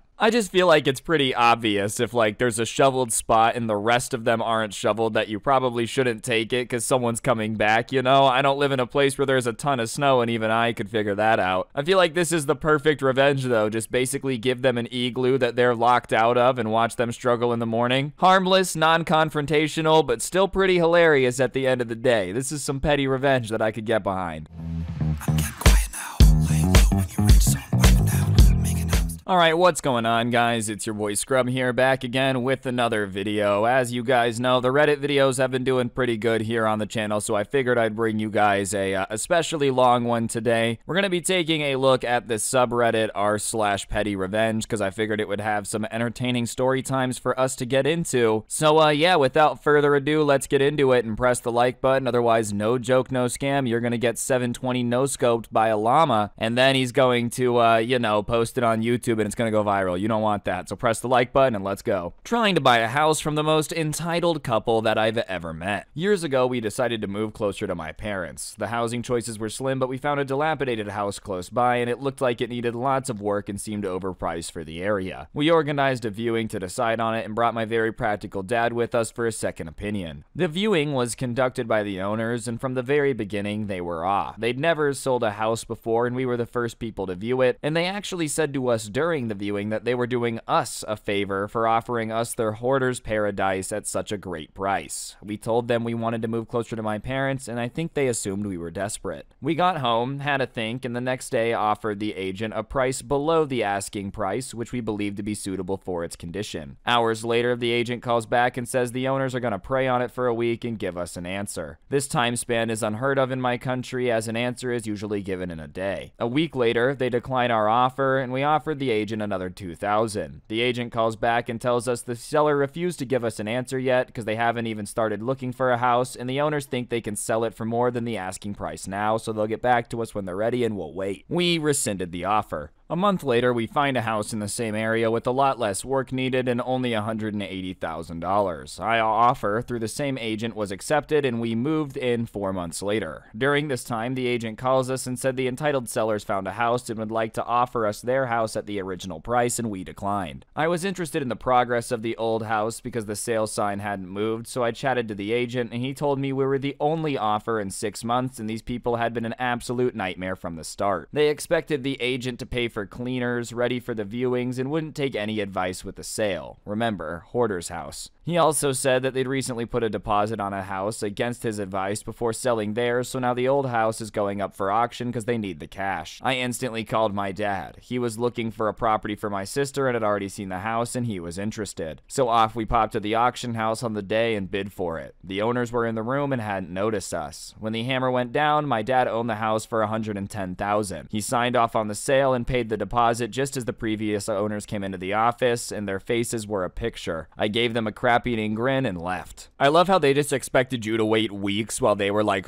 house shopping, and then when they were ready, you could give them what they wanted. Yeah, listen, we understand it's been a month and we're hoarders, but we'll take that $200K. I understand that's way more than you offered, but we'll just take the full amount. Hey, I guess it comes full circle when you end up getting the house for $90,000 less than they wanted you to pay, right? That's a massive W for you. Neighbors kept complaining about my Christmas decorations, so I just kept adding more of them. I own a big house. I'm talking an old Victorian type that I restored. An older couple moved in across the street this summer and started complaining about everything I did. They didn't like the siding I was having put on, my front door color's ugly, they hated all the different colored flowers I had planted, they didn't like the idea of a young single woman living in a house I clearly couldn't afford, and they actually told me that. I tried to ignore them until Christmas. I put up a few lights and a few blow-ups and nothing that the other neighbors don't do, and this couple started complaining right off. Christmas offended them. I just smiled and added more, and at this moment my house can be seen on Mars. To add to the petty, I told the neighbor next to me and he told another and then another, and you get the picture. First of all, it's none of your business how they afford the house. As long as it's taken care of, it's absolutely none of your concern, you know? You mind your business. But on top of that, I love that all the neighbors are getting involved. If there's one thing I've learned from many Christmas movies, you never complain about Christmas lights because then your neighbor is going to go insanely overboard. Like, seriously, I understand that they don't like Christmas, but if they had watched a single Christmas movie, they would have been familiar with this concept, you know? You're CCing everyone about my supposed mess up? Fine, I'll reply all with my response. We recently launched a project to select a group of beta testers, and late on a Sunday evening, I'm not paid to be on call or work in the weekend, I got an email from the boss CCing everyone involved with the project that the entire site is down and can I please get it sorted urgently, as this makes the company look bad, complete with a screenshot of the problem. I'm really glad for the screenshot. I didn't even need to open my laptop to see what the problem was. I'm mildly peeved at the tone of the email, and I don't think including everyone plus the janitor was necessary, so I reply all saying the reason the boss is getting an error is because he typed the wrong website into his browser. I get a sheepish mail from him the next day saying that no, it was actually one of the beta testers that had sent him the message about the website not working in the screenshot. He had just forwarded it and was glad that he wasn't actually a problem. Sure, buddy. Very petty, but I got a kick out of it. I mean, he tried to make the save, but yeah, I don't understand why you need to include everybody in the janitor on a problem that you haven't even double-checked. If anything, it makes it more embarrassing that a beta tester sent you a screenshot and you immediately had to embarrass him in front of everyone. You know, you might want to fact check before you start slinging around accusations of someone being lazy, dude. It's insane how many people don't understand how to be a boss that, like, respects their employees. You don't need to embarrass them in front of everyone. If anything, that's just gonna make them hate you. Upstairs neighbor doesn't care, so I made them care. I used to live in an old renovated farmhouse with one apartment upstairs and mine below. I would have to get up for work every day at 3 a.m., and the hard-working mom upstairs worked 2 jobs for her obnoxious kids. Every time she worked an overnight shift, they would throw parties and be rowdy like crap. Loud music, banging on the walls, and what sounded like them bouncing medicine balls off the ground. I went up several times and knocked them and told them, look, I'm not gonna tell your mom or call the cops, I just want some sleep, but, so, you know, you're fine to keep having fun, but could you please keep the noise down so I can wake up for work at 3? I did this several times in 1 week, and they finally told me, F off, you old man. I was 23. I knew my landlord, and he knew how to work on, or he knew I knew how to work on houses, so he gave me the only key to the basement where all electrical, hot water heaters, and etc. were stored. After being told to go F myself, I had enough, went downstairs, flipped off the breaker to the upstairs apartment, locked the door, and went back for a peaceful night's sleep. Woke up at 3 and turned the power back on as I left for work. Every day the parties got loud for the next 2 weeks, I would simply turn off the power and enjoy a nice night's sleep. After that, no more parties. I think the message came through. I have to give immense respect for the fact that he didn't snitch in all of this. Like, he could have easily have gone to their mom and been like, look, your kids are throwing parties every time you're at work. He didn't want to stress her out, didn't want to add more to her plate, so he just waged, you know, psychological warfare on the upstairs apartment by turning the power off. I think it's pretty funny, all things considered. Like he said, I'm not gonna tell anyone, just keep it down. Oh, go F yourself. All right, man. Now I'm just turning off the power if you guys are gonna try to keep me up all night. You know, your mom's not home. She's the one paying the bills. Not like you guys need the power if she's not here. She's just insanely confused on, like, why the alarm clocks are reset after every shift. Say goodbye to your check. Short and sweet. I was waiting in line at the bank, and they have you line up outside. That's not a problem, but on this particular day, it was a little bit windy, which was not a problem for me. This guy gets out of his car, check in hand, and you know where this is going. The wind whips the check out of his hand, and I somehow managed to step on it as it scooted by me. I wasn't really expecting a thank you, to be honest, but I definitely wasn't expecting the guy to chew me out for dirtying up his check. Thanks for stepping on my check. The bank probably won't accept it now. Call me a jerk, but I lifted up my foot and let it blow away in the wind down the street and said, well, they definitely won't accept it now. The guy flipped his crap as he was chasing it down the street, and I got called up as next in line. Sorry, not sorry. Listen, I mean, obviously the act itself's a little mean, but I don't think you're mean because he was upset with you for dirtying up the check. I mean, all right, sure, I'll just let it blow away next time. That's exactly what you did. I don't understand why you'd be mad at a stranger for doing you a solid and preventing you from having to run down after paper in the wind, but on the bright side, at least he got his cardio in, you know. You're a jerk! Yep, well, alright, my check will be cashed by the time you get back, big dog. Reserve a bike locker when you shouldn't. Nothing a 20-pound pair of bolt croppers can't fix forever. This happened a few years ago, and I was reminded of it on another bike lock revenge. The town where I live in has full-size bike lockers that are very secure, and on these lockers are signs saying you can't reserve them by leaving them locked and empty. I regularly commuted from my hometown to the next big city, and I used to cycle each morning to the train station, wheel my bike into a locker, lock it, and go to work. One morning, I get there and all the lockers are used. It's a real pain in the butt, but I get my wife to drive in, take my bike home, and I go to work. Next morning, I get to the lockers 30 minutes sooner, thinking I just needed to be there sooner, and nope, all used. I start to wonder what's going on, and I get on my hands and knees and look under the doors of the lockers. Nearly all of them are empty, but locked by people. First, I try to be reasonable, and I call the council, who have the "don't you dare lock these when empty" signs, and they avoid responsibility, saying it's the train station's job. I ask the station manager, and he claims it's the councilman's responsibility. So I go to eBay and make it my responsibility, and it's frightening what you can cut through with a 20-pound pair of bolt croppers. The next Saturday, I drive into the station, and for every locker that is locked and doesn't have a bike in, I cut the lock and take it. About 80% of lockers were like this. Then the sweet revenge happens on Monday morning. I just turn up and watch. People cycle up to their lockers and find the lock is gone. No way for them to leave their bikes. I got to enjoy the dawning expression of surprise and frustration on three people's faces as they had to go to, what do I do now? No way to lock my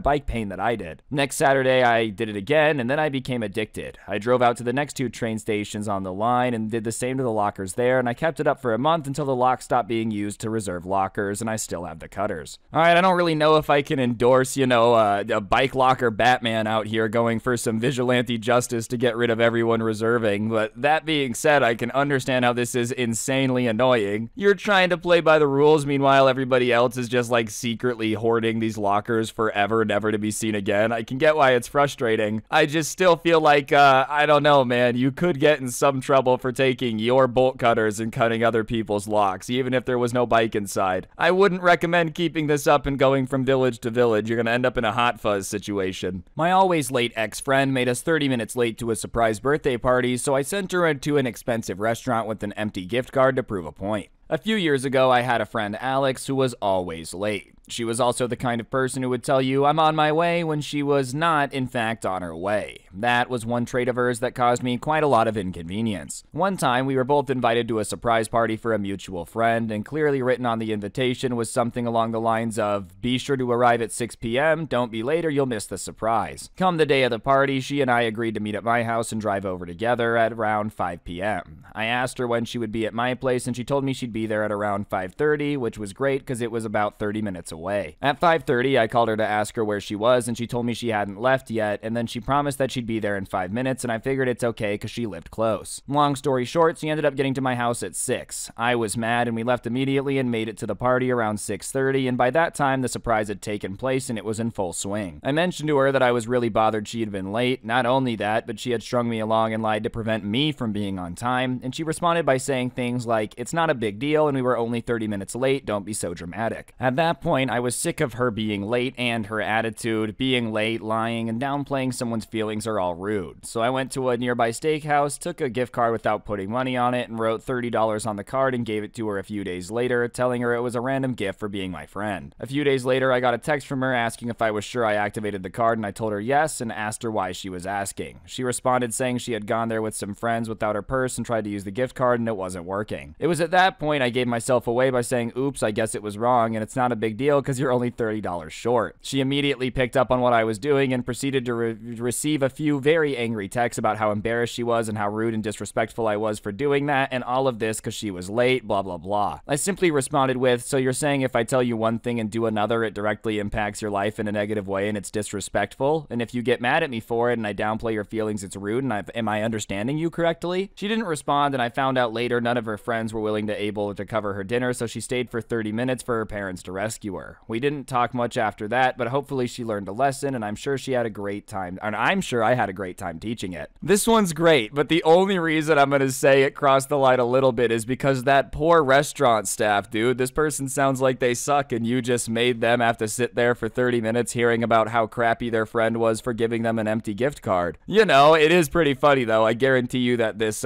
did teach them their lesson. I'm gonna assume that this made it very clear that they can't just do stuff like that. Hopefully they never did it again. As long as they learn the lesson, it's okay, right? You know, if they're still out there making people late for stuff, well, then it was for nothing. Finding out I got the job, my arrogant family friend who told me I was stupid got rejected from. I have a close family friend who I grew up alongside. We had an intense rivalry when we were kids, and he loved to make fun of me. One of his favorite insults was to call me stupid and make me feel incompetent. And I remember a particular gathering when I was in year 7 when I confessed that I messed up a math test, and he spent the rest of the evening telling everyone at this gathering he was a straight A student and I was a failure. He made digs about me being an idiot routinely for years. At one point, it very seriously affected my self-esteem. Anyways, our families grew apart. I got older and stopped seeing him for several years. Last week, though, I went to his sister's wedding and our families were talking, and his mom mentioned he applied for a clerkship at a top-tier law firm in the city, and he was rejected by all of them. Everyone else then tried to console him, and he was irritated by this and commented things like, it's really competitive, hardly anyone gets in these days, and I didn't say anything, but then his mom asked me if I was working, and I said yes, and she asked where. At first, I contemplated saying something like, oh, a place in a city, but I decided it was too good of an opportunity to pass up, so I looked him at the face and said the name of one of the firms he was rejected from. Everyone went silent for a minute, and I can't explain how satisfying it was to see the astonished look on his face. Just to clarify though, I don't think grades are a fancy job or measure of intelligence or a person's worth, but he definitely does, and it was a really petty win for me because the guy sucked. See, listen, if you had gone out of your way to 720 no-scope him, it would have been rude, but the fact that they were all just randomly talking about it and he said no one gets those jobs, it's impossible, and you happen to work there, bro, that's the universe giving you a slow pitch and you're about to knock a home run. You can't get mad at somebody in that situation, bro. I mean, it's not like you were looking to cause conflict or argue with them. It was just presented to you and you did what you had to do. I think anyone in your situation would have done the same thing. This guy was a cocky jerk, so I had him promoted. I worked at an auto parts store and we had just hired a new guy that seemed to have prior experience in the business, but dang, he was cocky. He was super jealous of my position and I had gotten a raise and I'm not shy about it. Anyways, I'm a sales lead and he was under me and constantly undermining my authority and being a general pain in the butt all the time. He ignores my instructions and always tries to threaten me with policy, so what I did was drop a hint that there's a store manager position I'm considering, which normally is a good position, but this store was a wreck and everyone knew it. Never held a manager for over a month, but of course he applied for the position just because he thought I did, and he got it by default because no one had applied in over a month of it being open. Pretty soon, he's working 120 hours a week on salary with no overtime, and the store barely broke even, so we didn't get commissions. And that's like a quarter of their pay. I was making over double per hour with all the chill, cushy shifts in a fully staffed store that made bank. The store ended up shutting down and he got moved somewhere else. It didn't ruin his life, but it had to be miserable for a while and he made less money per hour than he did before. Don't assume you're smarter than people you don't know. See, this is brilliant because you didn't even have to do anything. You're just like, hey, if this store manager position's open, I might apply, and he instantly went above and beyond to do it so that way he could take it from you. You didn't even do anything. You didn't recommend him for it. You didn't put him up for it. You just planted the seed and he made his his own tree of crap, and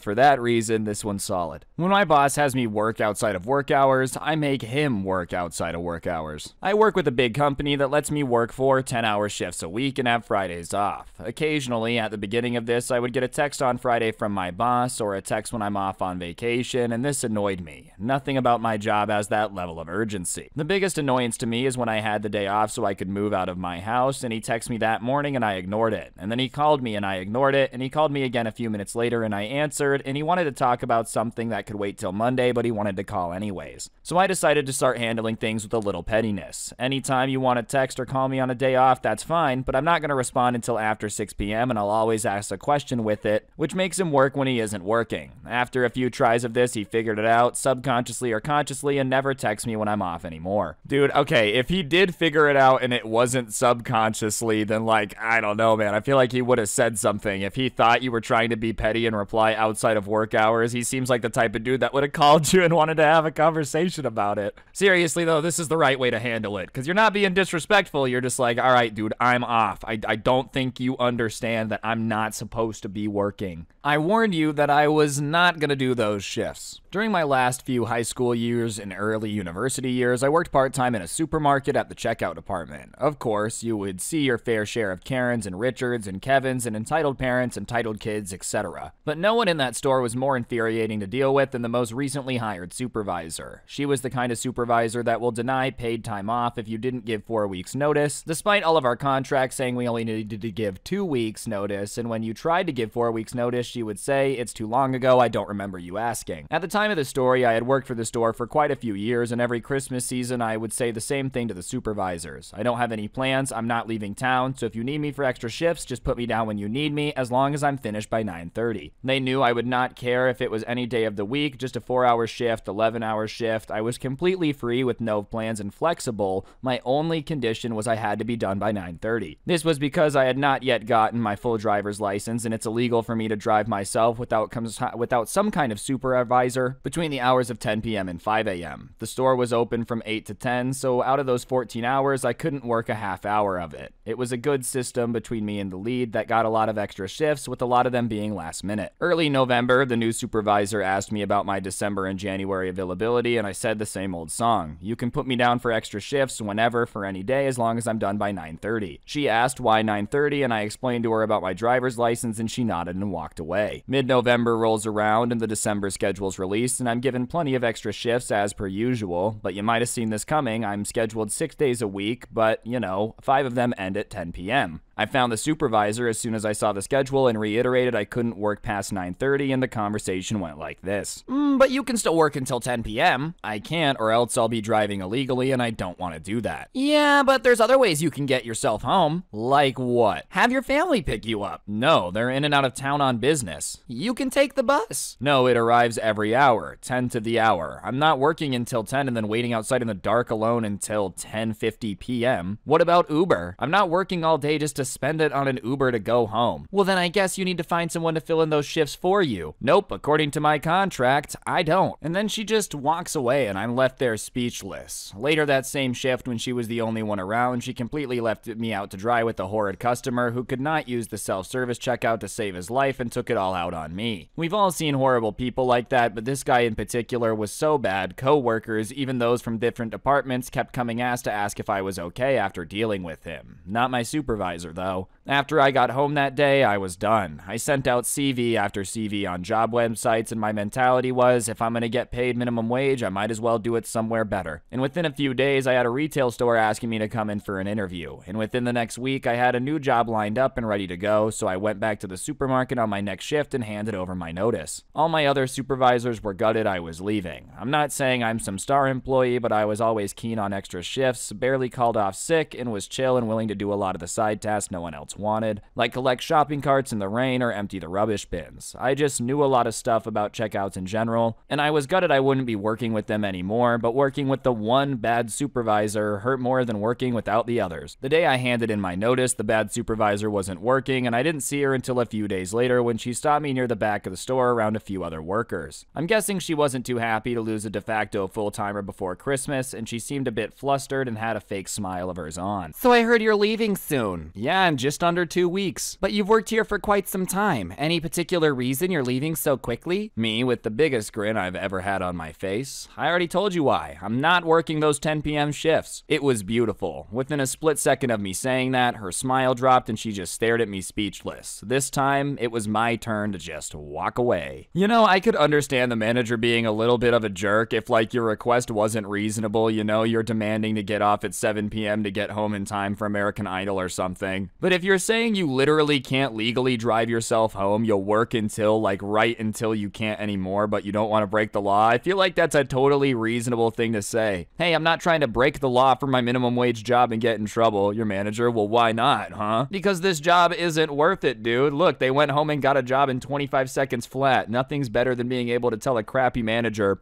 shove it. Evil boss lady fired me and didn't give me my last check for a month. Ka-ching! I got a job as an EMT after 6 months community college training course. I was woefully unqualified and I barely knew the basics, but the teacher kept saying, don't worry, the new job will train you when you're hired. I got hired as an ambulance transport place that just took people to dialysis and things like that, not emergency services. But there was no training. I was told to figure it out myself and I didn't know what I was doing and quickly realized I wasn't a fit but continued to try. On day 4, I was let go. I had worked 4 days total and I signed a paper with reasons they were firing me, all of which I agreed with, so I signed. I asked if they had my check ready and the man who was doing the paperwork said they didn't, but they'd send it to me. Not exactly legal, but alright. I waited and there was no check. I called to see where it was and they were supposed to get that to me by law pretty quick. I called a few times to see where it was and the boss lady was so rude, hanging up on me, not taking calls, and when I did get someone they'd say, we'll mail it. I started researching labor laws because it was getting ridiculous, and that's when I find out they have to give me a day's pay for every day my check is late, which is $150, so I stopped calling and started waiting. I finally got a check, but it was a payroll check, and it turns out I had worked 2 days in one period and 2 on the next. So I called again to tell them and got yelled at by the boss lady. I waited another 2 weeks and got my last check and filed a claim with the labor board for not getting my final paycheck in the time allowed by law because it had been a month late by then. First meeting was mediation with a way to try to settle. The boss lady wasn't having it and kept saying she didn't owe me anything and her offer was $500. She said this was all set up with me and I knew that she owed me closer to $3,000 and didn't have a leg to stand on, so I refused and she stomped out and said I'd be hearing from her lawyer, and next we went before a labor judge. This time the evil boss had done her research and gave every excuse an employer can use for not paying me the last check. She said I moved, she said I never tried to call them, they tried to call me numerous times, they tried to call me to get my address but my number was changed, she said her husband was a cop and an honest person and I was a liar and did all it intentionally.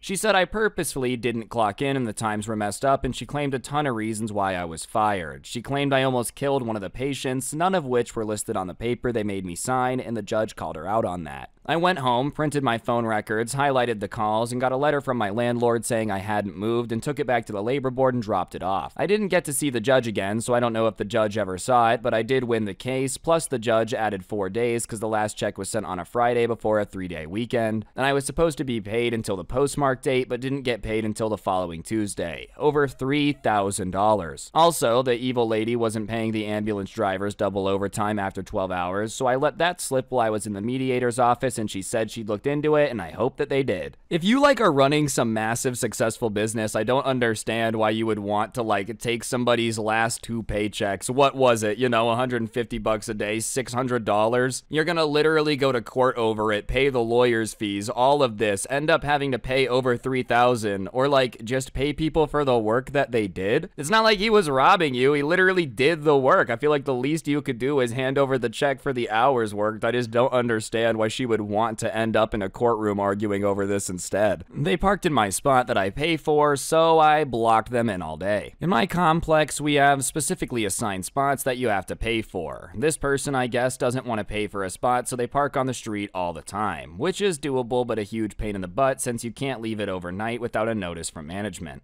The first time they'd done it, I confronted them as I happened to catch them as they were getting out of the car, and they claimed they live in the townhouse right next to my spot and that someone had parked there, so they parked there in my spot. That would make sense to me if I had ever seen their car parked in the spot before, and that the car wasn't there all the time anyways. Also, the owner of the car was screaming at me while their friend was the calm one. I was fed up because other strangers had parked in my spot before, making me have to park out on the street. For context, yes, we do have garage doors as it's underground parking, but management has never got them operational for some reason. So this same person eventually parked in my spot once again, and I was done. Normally, I'd just call security and they'd come threaten to tow the car because it's COVID, they're not sending people out unless it's a serious situation. So I happily parked my car right behind theirs. Luckily, I own a tiny car, so it's small enough to effectively double park, but it'll still leave even big SUVs with enough room to get in and out. I left a note on the car saying, "Note to management security, car license with blank, parked in my spot, and I'll be out of town till tomorrow. If there's any problems, call me with the number on file." Of course, I wasn't out of town at all. Then I came back, went out for a day to give them time to get their car, and I have never seen it parked in my spot since, only on the street. I would just say overall that like stealing someone's parking spot that they pay for and then yelling at them when they confront you about it is a good way to make sure that you never get to use that parking spot again. I mean, honestly. Hey, can you please move your car and not block me in? You're an idiot. This is my spot. You're a moron. All right, dude. Now I'm going to go out of my way to make sure that I double park you in as efficiently as possible so you're never able to move the car again. Anyways, guys, I think that's going to do it for the video. Hopefully you enjoyed. If you did, I would really appreciate you taking a second to press the like button. Let me know in the comment section down below what you thought. Or, of course, you could, subscribe, turn on noties. If you really want to help me out, I'll put a link to the intro song down below, along with a link to my podcast, The Scuffed Cast, or of course, you could use code Scrubby at the G Fuel checkout to get a discount on G Fuel. Last but not least, I do put some of my content up on Spotify so you can listen to it offline without gameplay, whatever you prefer. I'll put that link in the top of the description, or you can get yourself some of the coolest merch to ever exist. That link's also in the description, so be sure to go check it out. And yeah, on that note, guys, I think that'll do it. Don't get anyone pregnant. If you do, make sure they're hot, and hopefully I will see each and every single one of you guys next time. I'm out. Peace. We're gonna have to throw them away. In the late 90s, I volunteered at a small private school. They had a little bit of money for extras like computers and computer teachers. I don't know much about computers, but I knew how to plug them in and knew how to put one together if you gave me the parts. So naturally, I got asked to be director of the computer lab. It had 2 very old computers, and naturally, it was a volunteer job. I had very little money and a lot of time, and they knew I wanted the job, and they told me after I build it up, they'd put a salary in the budget. I taught classes the difference between components, file structures, basics, some DOS, and how rebooting your computer usually solves whatever problem you have. The concept of drivers, just a lot of basic stuff. The thing is, the director of the school hated fundraising, so my salary never got added to the budget. And the director often kept himself busy doing other things. Useless things. One sunny morning, he finds me and tells me to wish him luck. If today goes right, we're gonna have a huge computer lab. He comes back from his meeting with a huge smile. I did it! I convinced a bank to donate us their old computers. Alright, great. Now I have to set up and maintain 50 new, for us, computers.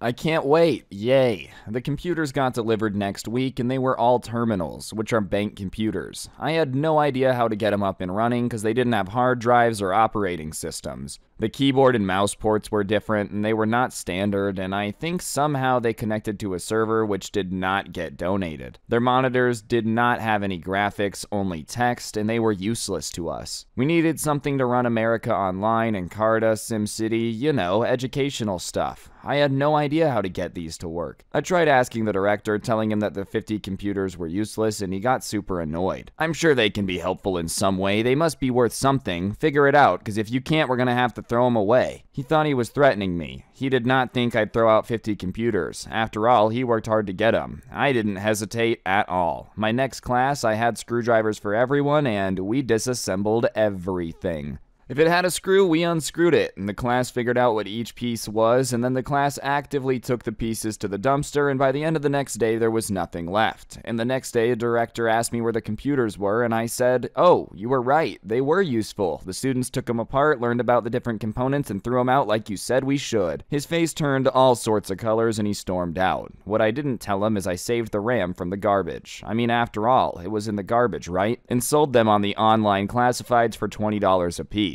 And there were 2 in each computer, so I got $2,000. So I guess they were useful after all. I just love this idea of this director in the bank. He's like, "Listen, if you guys give me these computers, you're gonna change the kids' lives." And the guy's like, "Listen, these computers don't do anything. They're bank terminals." And he's like, yeah, whatever, mumbo jumbo technology. I have a guy that can make it work." The bank guy's like, "I mean, listen, dude, you're asking me to give them to a school. It's gonna be a tax write-off for us, but I'm just letting you know they're gonna be useless." And he's like, yeah, whatever. Give me the computers. Gimme. At least you got $2,000 out of it, you know? 2,000 reasons to have dealt with all this crap in the first place. I'm getting quiet now, laying low when you reach zone, wiping out, making up, stack the bread. Alright, what's going on, guys? It's your boy Scrub here, back again with another video. Hope you guys are having a great day. I know I am. And today we're going to be taking a look at the malicious compliance subreddit. It's one of my favorites to look at and go over, so I figured you guys would enjoy it. So, yeah, before we get any further, press the like button. Otherwise, no joke, no scam. You're actually going to get into a fight with Dwayne "The Rock" Johnson, and trust me, he can beat us all up. And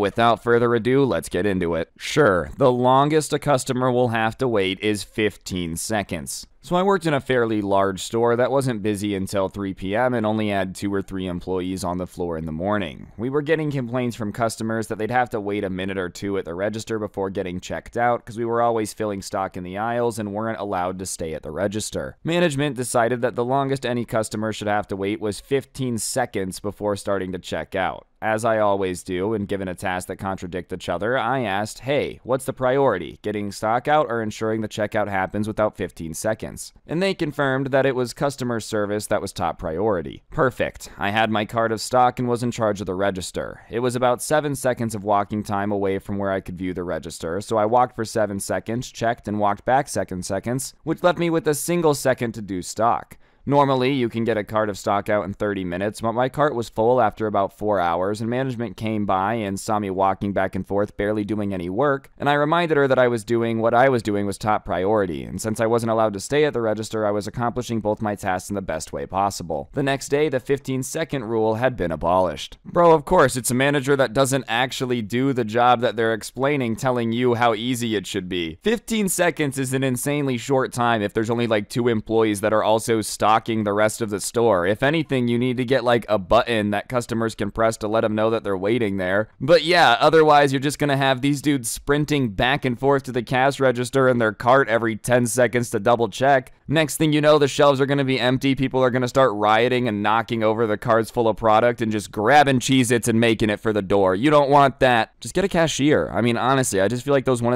of the jobs you kind of have to have if you have a grocery store. I didn't go above and beyond? Okay, I'll delete everything I did above and beyond. The original owner of the business I worked for was amazing. I'll call him Larry. He cared about every employee and realized how much we helped the company with our respective positions. And he even let me go negative on my sick time once when I was hospitalized for a week following a double pulmonary embolism, with the agreement I would work the time back, and I did. Just painting a picture of how wonderful Larry was as our boss. Larry finally retired after 45 years of running the business and sold it to his son, who I'll call Eric. Most people know how bad of an idea that is, but Larry thought his son can handle it, and he couldn't at first, but that's another story. Eric thought I wasn't doing enough work during working hours, but what he failed to realize was that since I worked there for 6 years and got familiar with the work, I was really efficient at the job. So much so, I had collected more responsibilities each year, and Larry was one of the main people pushing for me to take on more each year with immediate raises every time something was added. Eric didn't have the same mentality. Eric fired me for being too inactive for too long during the day, and another reason which isn't too important here. calendar, so I was really active for my last 3 days with deleting everything I created for the company. It was all above and beyond work, so since I didn't ever go above and beyond, they didn't deserve to keep it. Signs for products, pictures gathered for advertising, vendor contact information, a program I designed to keep organized and on time for invoices, and a manual I typed on how to do my job. They had an old version of my job instructions, but by that time they were practically obsolete, especially with all my extra duties collected over the years. Usually I'm on board with this, but I feel like there might be something missing here, bro. I feel like if there's another reason you got fired, but it's just not that important, it might be important. Because it seems like he's like, hey, you're not doing a lot. You're like, yeah, I'm really efficient. I don't have to do a whole lot, which I'm sure wouldn't be nice to watch if you're the boss, right? And then your response to him being like, it's just not working out, is to delete all the work that you'd ever done from them. I mean, if it's done outside work hours, I guess it's cool, but I don't know, dude. Like, if you were in charge of making ads and then just went and deleted all the ads, like, they did pay you for that work. I don't know. Usually these smack, but this one's got me like,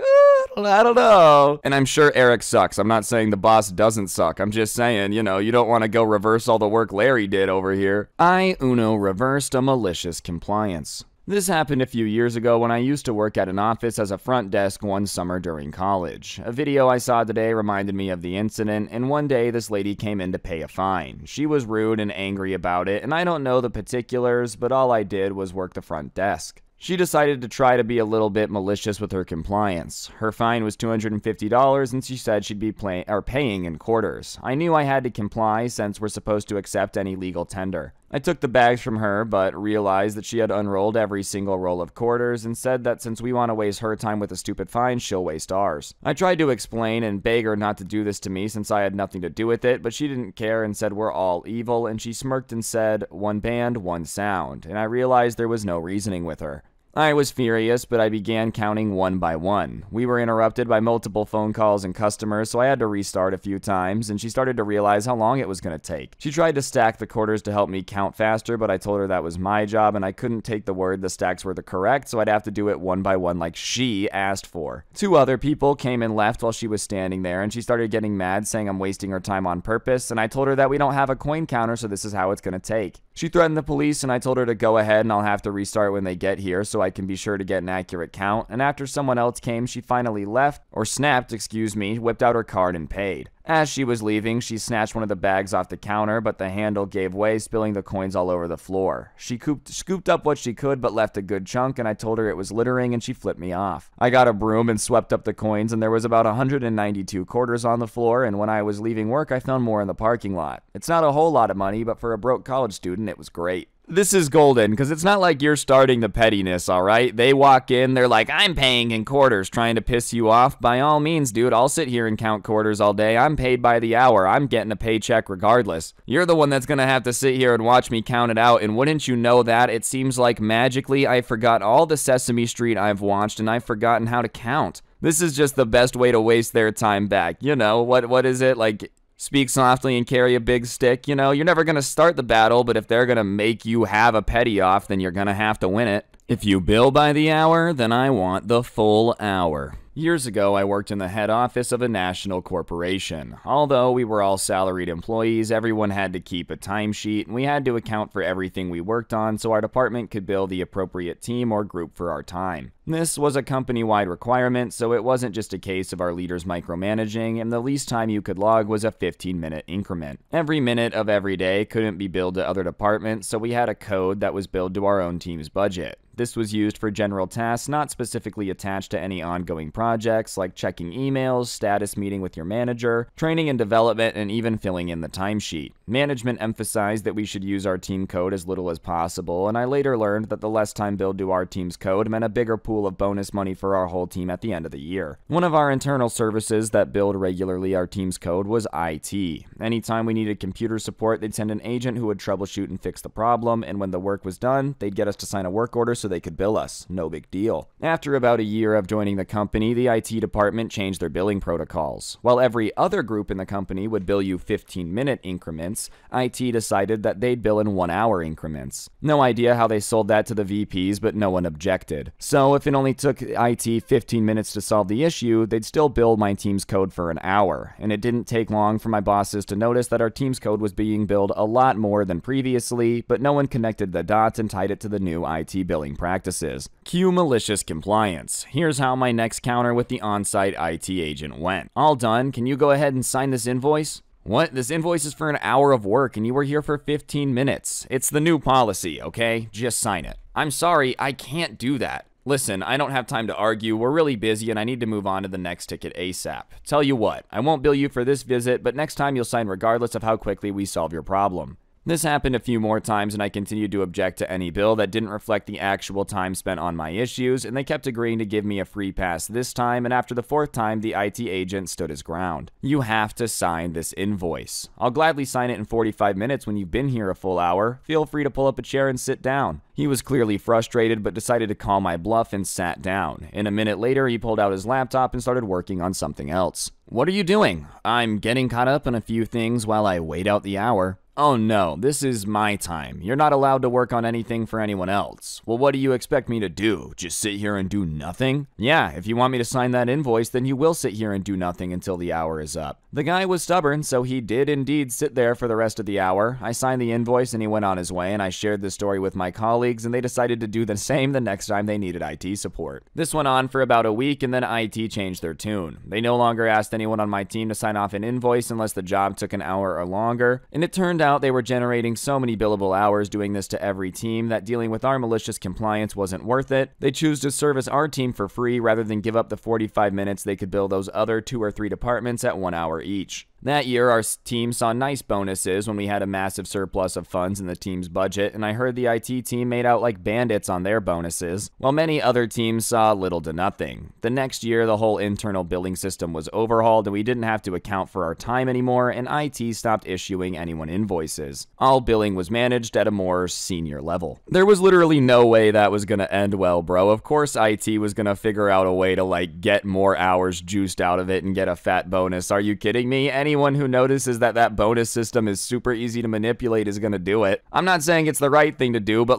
this isn't the CEO doing it, it's just the IT guys. If you're an employee and you find out that you can find a way to double your salary, you'd probably do it too. I'm at least glad that they stuck up for their team. You know, the rest of the teams haven't figured it out yet. I guess it's gone now. But you know, your team was probably the most annoying people for IT in a good way. They just won't let us scam them. What the heck, man? They should just let us take their money. Non-flexible break time? I mean, if you insist. I posted recently about the hot pink duct tape shoe saga, and I thought of another dirtier and less fabulous debacle that I should share here. This particular issue predates my election as union president, but most supervisors remain the same. To recap, many years ago I worked for a very large company with a very powerful union. I was serving as a griever, read complaint department, for the union at this time, though it's not a huge part of the tale. I was at that point working in a part of the campus that was exceptionally dirty at all times. Part of my daily task was to walk around looking for the giant piles of carbon dust dumped by machinery and to shovel it into barrels and get rid of it. These piles of carbon were safety concerns because carbon dust is highly flammable, and obviously the goal was to minimize the amount of loose carbon dust floating around, so I needed to get rid of it as soon as I was aware of it. Not an easy job, but I was super into fitness at the time and kind of enjoyed the physical part of it. Now, given the environment, when I was on shoveling patrol, I'd be in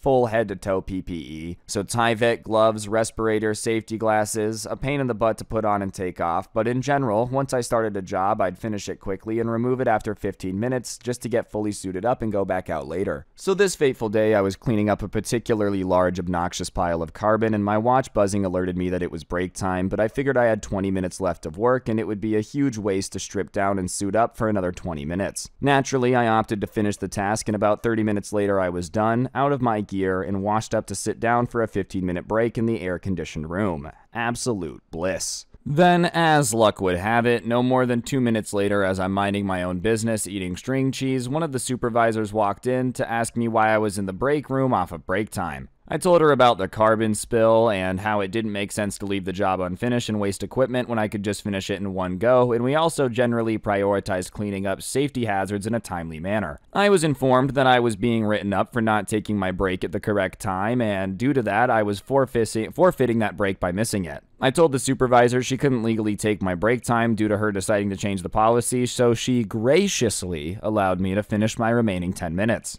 I couldn't really fight the write-up because technically we did have set break times, and the practice of moving back break times was unique to the particular building I was working in due to the emergency safety hazards requiring attention. This building was close to a century old, and sometimes there were floods, carbon dumps, oil spills, and the catastrophic issues like that were our domain. And most of the agreements were informal, so we never had a written agreement allowing us to move breaks as needed for urgent jobs. So, shortly after, the 5 of 6 of us working in the building were called together and informed we were under no circumstances to take our breaks outside of the set times, and in case of emergency, we required verbal permission to do so. Famous last words. As you can probably predict, a few weeks later, all 5 employees from my department present were called for an emergency removal of a combined oil carbon spill. This is very heavy, very dirty, and fairly dangerous work. The entire factory had to stop production until we got it cleaned up, and the plant manager was actually shoveling alongside us to try to move everything along faster. 30 minutes later, and I realize it's less than 15 minutes before we go on lunch, and I mentioned this to my coworkers, to which we grumble, and I explained the plant manager told us that we cannot work over our lunch break without permission or risk write-ups, so I'm gonna make a call to get permission. I called every supervisor we had in the 15 minutes, and not a single one answered. Apparently, they'd all gone to lunch together and didn't want to be bothered. I came back in and told the crew I couldn't reach anyone, and they all tried calling as well, and nothing. The plant manager called our supervisors, and they didn't pick up for him.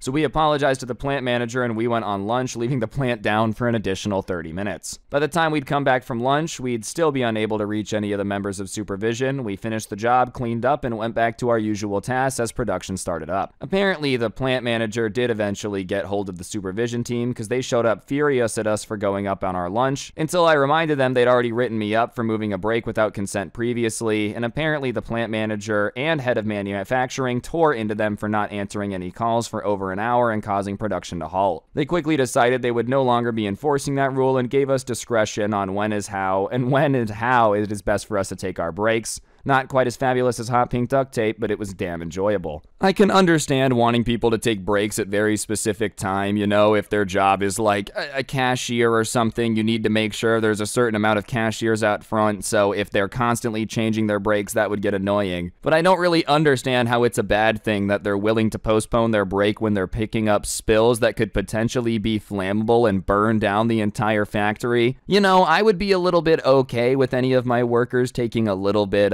extra time to start their break if it meant that they were doing their job and keeping everything safe. Isn't that their whole purpose? I just feel bad for the manager that had to spend the 30 minutes they were on lunch break alone cleaning that all up. But hey, bro, it's not their fault their bosses suck. Forced clocking in leads to malicious compliance. I started at a company and they didn't have clocking in machines. People would show up quite regularly a couple minutes late, not through reckless abandon, but because of traffic in the area being unpredictable. Plus, the car park was really far away and it'd take time depending on where you parked to get to the office. Everyone was okay with this because they could also happily work considerably more than the 3 minutes they were late by working while eating lunch or staying after 5 or a combination. Anyways, the HR guy decided that he had to do something to prove and that he was worth it and got a clocking in machine. He would then issue warnings on escalating procedure from verbal to written to worse. When people started to realize this was the case, they just started fully working to the rule. 8:30 a.m. clock in, exact 45 minutes for lunch, and always away from the desk, and at 5 p.m., you betcha there's a full rush to clock out, and there would literally be a queue to clock out at 5. By 5:05 p.m., the place was a ghost town, and the sad act director and HR knobber that implemented the system were the only people left. They must have felt really smug with themselves when they stopped people from being late. They also must have lost an absolute fortune through lost productivity, and a few good people hated it, so they left. What's great is nobody actually sent out a memo like, hey, let's work to the rule. It was just an unconscious thing after the first disciplines. Government should study these people, as it'd be amazing population control if they could bottle it and put it in water. Yeah, man, if you're gonna get mad at people for showing up 3 minutes late, don't expect them to stay for lunch or work late. date ever, you know. Seriously, everyone's gonna be a little loose on clocking in. It's the morning, everyone's tired, nobody really wants to be there. But if you're gonna be an absolute jerk about it, just expect your employees to not have your back when you're like, guys, we're pinched and we need to work late. Sorry, dude, my shift ends at 5. Clocking out, deuces. District manager wanted us to treat our customers like our best friend. Okay. Retail time. Those were the days. I worked in the number 3 office supply chain in the country. Small flex, there were only 3 at the time. Well, I had one of those district managers that went to district manager school and did district manager things. You know, sending emails with random words in bold, different fonts, colors, and his email read like William Shatner having a stroke. The dude was a company man, over-enthusiastic, and corporate had released a new policy about how we should set the standard for customer interaction and don't just say hi or welcome when a customer walks in, but treat them like you're happy they're there. Express interest in them on a unique level. If they're wearing a sports team hat and you know the team, say, hey, great game last night, right? The general idea was to personalize the experience and just, you know, don't sound like an NPC in a video game saying the same lines over and over. Well, Mr. District Manager, living close to our store, popped in one day of the store meeting where this all was announced and decided to encourage us and lead by example. That's actually pretty cool to do, but he also had a history of throwing tantrums, and we were like the bad news bears of the district, so it was more like treating us like little kids, and it felt condescending more than anything. Mr. District Manager interpreted the new policy to talk to the customer like your best friend. We role-played and he would berate employee after employee to get it right, and role-playing in retail is always awkward. This isn't a theater troupe, they're not trained actors. The majority of the staff is first-time job high school kids and part-time college kids. Our performances were not Hollywood, and he wanted Hollywood. And me? I'm a sarcastic clown who loves to have a little fun, and the guy that practices making ridiculous faces in the mirror so I can try them out later. I love an audience, so don't give me a reason to be ridiculous. So the store opens at 8 a.m. and customers start coming in, and district manager is still here, watching our performances and rating us, but not being as loudly snide in front of the customers. It's my turn, and he's again repeating out loud, you need to treat the customer like you treat your best friend walking into your house. I recognize the customer who walked in. An old guy in his 60s we gave the nickname of Reno, and I know he heard every word the manager said, and he's one of our favorite customers, and you'll know why. Reno walks right up to me and I say, hey, what's up, dude? And he says, you know, man, same crap, different day, right? And I say, tell me about it. My district manager has been a real pain in the butt lately with some new dumb idea that's gonna blow up in his face. And Reno laughed and said, sounds about right. Hey, I need to get some folders for a presentation for the condo association. You know where those are? And I said, back of the store, dude, find them yourself. I'm not your servant. And he says, fair enough. I think your manager buddy has figured out how stupid this is yet. And I said, I don't know, man. He's not that bright. Reno laughs loud, as he's prone to, and takes a step to my district manager, gives him a big slap on the arm, the kind that ends up with his hand gripping the arm by the shoulder, stares at him in the eye and gives him a small shake. I'll think he'll figure it out. He doesn't want to make the store's best customer angry, and he walked off. He was beet red with anger. If he were a cartoon, there would be steam. He breathes and practically hisses through his teeth and asking what the hell I'm trying to pull. I do my best Joey from Friends and said, what? You treat him like my best friend, and Reno lives here.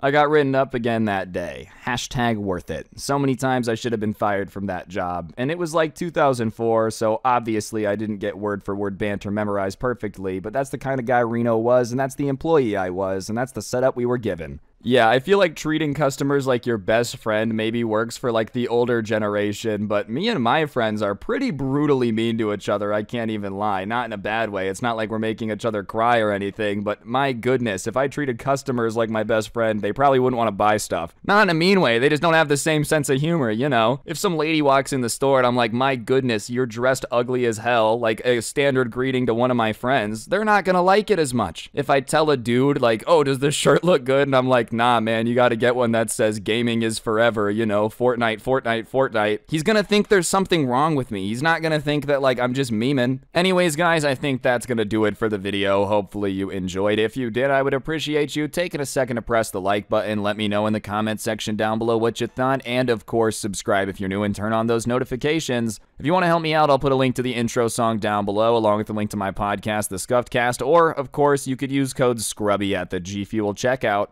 Beyond that, a couple more things you could do. I do put some of my content up on Spotify, so if you want to check that out, you can listen offline without gameplay, whatever floats your boat. I'll put that link in the top of the description. Or you can get yourself the coolest merch to ever exist in the history of the planet. That link is also down in the description below. And yeah, on that note, guys, that'll do it. Don't get anyone pregnant. If you do, make sure they're hot, and hopefully I'll see each and every single one of you guys next time with another video. I'm out. Peace. End it here? Alright, not a problem. A few years back, I was on an interview panel recruiting for an IT specialist in our company. The interview process was pretty standard, a series of HR-type questions, a technical test, and then a presentation of a scenario. If you've worked in IT, then you'll be familiar. As we worked through the list, we saw some good candidates, and some who were really out of their depth. And then came in the candidate. You can usually tell by the overconfident attitude in their body language as they sit down. As you would expect, this was a guy, and he came in, fixed each of us with an intent look in turn, and sat down and leaned back in the chair in what I've seen as a power position, and the interview started. The HR questions went okay. We went through his CV, discussed previous roles, and I probed a little deeper on some of his answers as they started to have the odd hole. We got to the end, and I said that we were going to move on to the technical section of the process, and at that point he said, "I can save you some time on that. Here's all my certifications. I don't do contrived tests, and I have better skills than anyone here." And he placed a stack of certificates on the desk. I'd never seen such arrogance in an interview and was taken aback for a moment. The person from HR stepped in and said, "Thanks for those details, we'll take note of that, but everyone who comes for a role here is treated equally, and part of our process is a technical test. This was explained to you by the recruitment agency." The chap responded by saying, "Yeah, but I explained to the agency that these tests are pointless and I'm not gonna do it. And if you insist, then we can terminate the interview." Fine, I was more than happy to comply with his request. I said, "Thank you very much for coming in. I'll get the security officer to escort you out." We stood up and left him waiting in the meeting room for security. His power pose was gone and he looked totally shocked. The compliance with his request was probably not that malicious on our part. I just followed company policy on equality in interviews, but I got a real sense of satisfaction in seeing his bluster and arrogance evaporate. He was less than complimentary about us to the recruitment agency, but we were honest and completely open about the events with them. I gather they chose to stop putting him forward for those interviews after that. I don't know how he expected that to go down, dude. I feel like if you're applying for an IT job, they're obviously gonna want to make sure that your skills are legit. Otherwise, anyone could lie and be like, "Yeah, I'm a computer expert." Your certifications don't really mean anything if, you can't actually fix a MacBook now, does it? What's going on, guys? It's your boy Scrub here, back again with another video. Hope you guys are having a great day. I know I am. And today we're going to be taking a look at the subreddit malicious compliance. Yeah, it's a pretty fun one. You guys seem to enjoy it. So yeah, on that note, sit back, relax, and enjoy, and let's get into it. Slowest mile of my life. Growing up, my siblings and I went to a private Baptist school, and our parents wanted to keep us from the world's evil influence. It did not work, as I'm sure 99% of people who attend those types of schools know what actually goes on in those environments. Anyways, once a year we went what was called the Regional Student Convention, aka Regionals. This was a big fine arts competition between other schools like ours in the region. People from Arizona, New Mexico, Kansas, Texas came to one spot in the middle so they could compete, so they could move on to the International Student Conventions, which was obviously for other schools around the world. Our school didn't go to internationals, but took regionals pretty seriously. There are over 100 fine art categories you can sign up for, and our teachers required at least 7, but no more than 12. The categories included photography, acting, writing, color guards, sports, and track and field, to name a few. I would try my best to do most allotted categories since my parents took the week of regionals off and liked to see us perform. I would do photography, sewing, research projects, singing groups, and play things. I even played on the volleyball team. All of these were picked because I wanted to do them, and I wanted the week to be fun for myself and my family. One year, the teacher in charge decided to micromanage everything about the week, and they decided that they were going to tell everyone what they were doing instead of letting us pick ourselves. The teacher decided one sport activity was not enough and wanted me to sign up for track and field. I told them I didn't want to, as I'd done it in the past and didn't win, and ended up exhausted the whole day and did not train at all for the events. Our school was a church building that they had converted from a school to Sunday nights,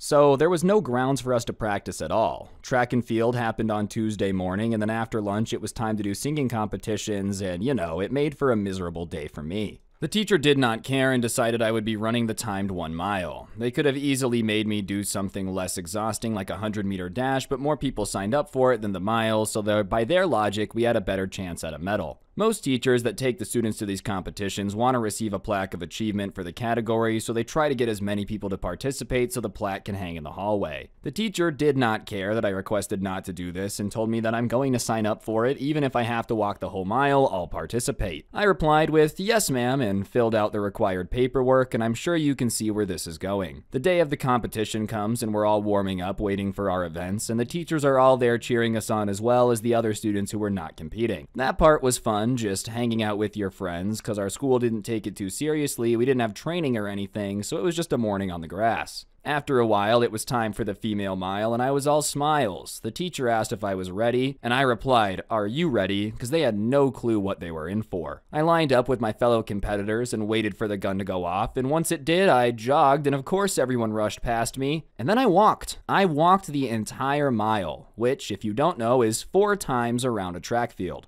There was so much confusion, and many people came up to me thinking I was hurt, and I replied to them all, "I'm fine, I'm just doing what my teacher told me to," with a smile and a wave. The officials were confused, the other competitors were confused, and even my parents were confused, because I had turned what should have been a 10-20-minute event into a 35-minute event. Which is a lot of time, considering they couldn't start anything else till the female mile completed, so everything was at a standstill because of me. I eventually finished, and my judge didn't even give me my completed time because it was so ridiculous. I did finish in 6th place, and since there was only 5 of us, I got a medal, so woohoo for me. And when I tell you the principal of our school was mad, I mean, if he was a cartoon, there would have been steam coming out of his body. He was silently screaming at me, telling how much I embarrassed him, the school, myself, and most importantly, God. I very calmly explained that I only participated like my teacher told me to do. I know that nothing happened to the teacher for making me do it, but I was never forced to sign up for anything I didn't want to ever again. I mean, I don't know what they expected you to do in that situation. Running the mile in PE sucks enough. Now they're gonna force you to run it in competition after you repeatedly say you don't want to. And then they told you it doesn't matter if you walk. Hey, I don't think you were in the wrong at all there. If anything, they should have realized that nobody's trying to run a mile in the middle of the day and then still go on to do a singing competition.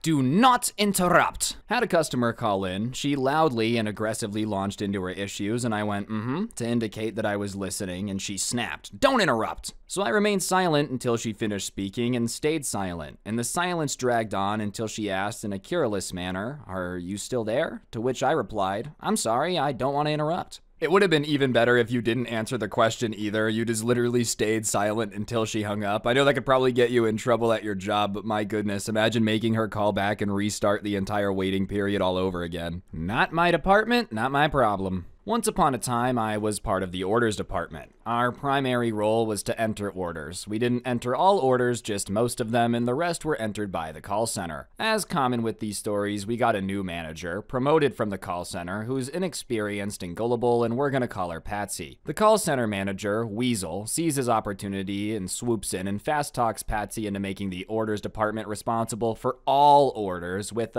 these orders aren't really the call center's department. I can't say I disagree with him, but neither Patsy or Weasel realized the sheer logistical difficulty caused by suddenly dropping all this extra work on the orders department. I complained to Patsy, telling her it's a bad idea, and unfortunately, she thinks like and has a loyalty to the call center and her former boss, Weasel. The call center and the orders department have entirely different cultures, because the call center sees a lot of turnover, with people rarely staying more than a couple years. The orders department sees very little turnover, with some people staying for a decade or longer. Also, the required call center skill set is smaller than the orders department. Patsy doesn't realize I'm a senior team member coming from a group that experiences rapid turnover, tells me that it's not the call center's job to enter orders, and if you can't handle it, you can find a new job. Challenge accepted. Now I've been with the orders department about 3 times longer than Patsy has been with the entire company. The call center has been pulling this type of garbage on the order department for years, and I can anticipate the approaching crap storm. There's a major coup for the call center compared to most of the shenanigans they got up to in the past. So I quietly let HR know that I'm interested in a position in the call center. With Patsy's promotion, I know there's at least one opening, and like I said, the call center has a very high turnover rate. 2 weeks later, I've got a new job in the call center, and the fecal matter is starting to fly in the orders department, and it's not as bad as I thought it would be, it's worse. Beyond the bulk of extra orders, over the past 2 weeks, Patsy's been making improvements to the orders department process at the suggestion of Weasel and other department heads who have decided to take advantage of the naive Patsy. Add in the fact that the other departments are starting to hemorrhage senior team members who have also seen the writing on the wall. Now Patsy has to fill a bunch of vacancies for a department that had a history of a low turnover rate. She doesn't know the job, she doesn't know who to hire, and the remaining senior members can't help because she won't listen to them, and they're too busy being overwhelmed and burned out by all the extra work they have to do to cover the missing team members, and they don't have time to work training the new people. So the new hire comes in, but they don't stay because the orders department looks like an entry-level position. So even more turnover and more senior team members are leaving when they've had enough. Meanwhile, now I've got it easy over in the call center. I'm full-time working from home now with a better shift, and unlike my colleagues in the order department, I'm no longer considered an essential worker, so there's a lot less stress for me. The skill set needed for the call center is smaller and simpler than the orders department, and I already had most of it from my time with the company. I'm underworked because all the orders that the call center were previously responsible for are passed to the orders department,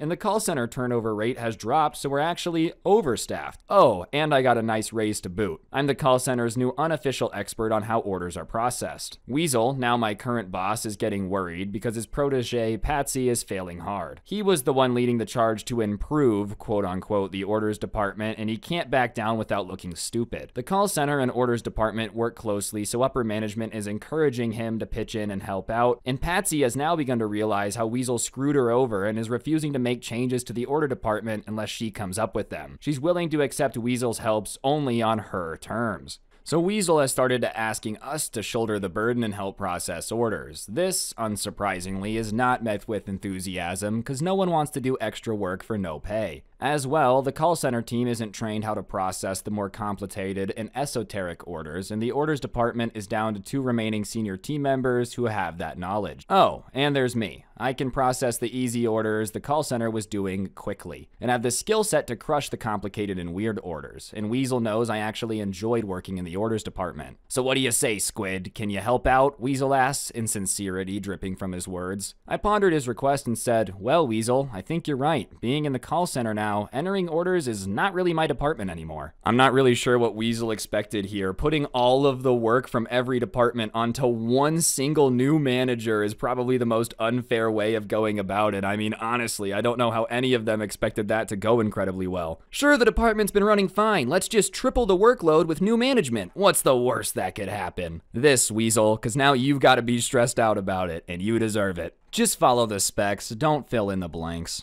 I'm a software developer, and I was working with a business analyst who would gather what users wanted and write specific documentations for me to develop. Once implemented, he would test it out to validate it if it adhered to the specs before delivering it to clients. He was very competent and mostly a cool guy, but when we were facing a short deadline, he'd be stressed out and rude sometimes. One of those times, I was developing a page and decided to add a couple of quality of life features that ended up pushing the delivery another day. When he found out, he rushed at me in a high tone saying all sorts of stuff, among those that I should just follow specs to the letter and don't fill in the blanks. Got it, man. Fast forward a couple of sprints, he requested a feature that required some background processing and to send an email to the users once they've completed it. There were no details on the email subject, so when it came time to test, he wasn't happy when he received a blank email with no subject. What is this? I followed the specs to the letter and didn't fill in the blanks as you requested. His face of defeat was priceless.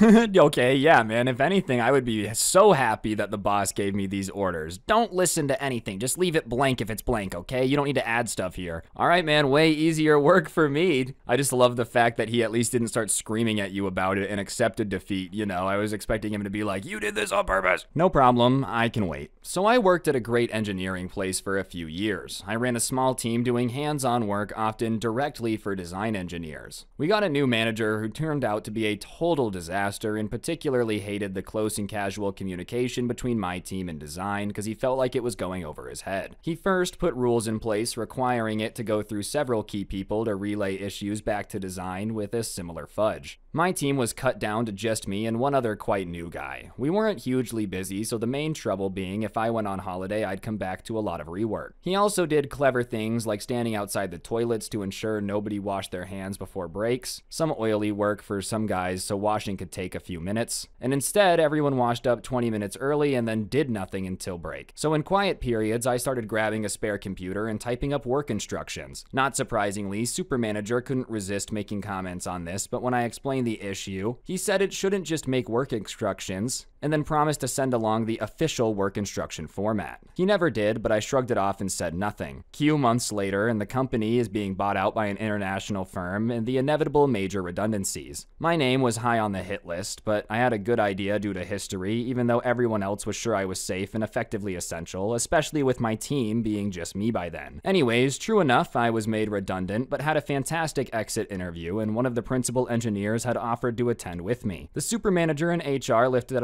off some laughable reasons to make me redundant, such as rearranging doctor's appointments to stay late and coming in to work a night shift on holiday. I still don't know how they thought these made sense. And after that, I just quietly listed the various roles I was solely covering from them, technical skill sets like fiber optics and HV, etc., but happily accepted the redundancy payout and signed off IP and such. Then, Super Manager started feeling not entirely comfortable with the looks of the principal engineer giving him, and asked me for work instructions, and I had to answer, "Oh, you told me to stop writing them until you gave me the format you wanted." They rang me and offered me to come back, but I declined, and I heard they later had to hire 3 people to cover my work. I'm always flabbergasted how many managers in these stories manage to fire like the only person that knows how to do the job. How do you not notice that? You know, I feel like one of the easiest things to know is like, okay, can I do this guy's job, yes or no? If you don't even know what he's doing, but he's clearly doing something, then I feel like letting him go is a horrible idea. And believe it or not, hiring 3 people to replace one doesn't actually save the company money. Anyways, guys, I think that's gonna do it for the video. Hopefully you enjoyed. If you did, I'd appreciate you taking a second to press the like button. Let me know in the comments section down below what you thought. Subscribe if you're new, turn on notifications. You can use code Scrubby at the G Fuel checkout, and if you really want to help me out, I do post the audio versions of these on Spotify, so you're more than happy to go check that out, or welcome to, I guess. Links in the description down below, but on that note, guys, that'll do it. Don't get anyone pregnant. If you do, make sure they're hot, and I'll see you guys next time. I'm out. Peace.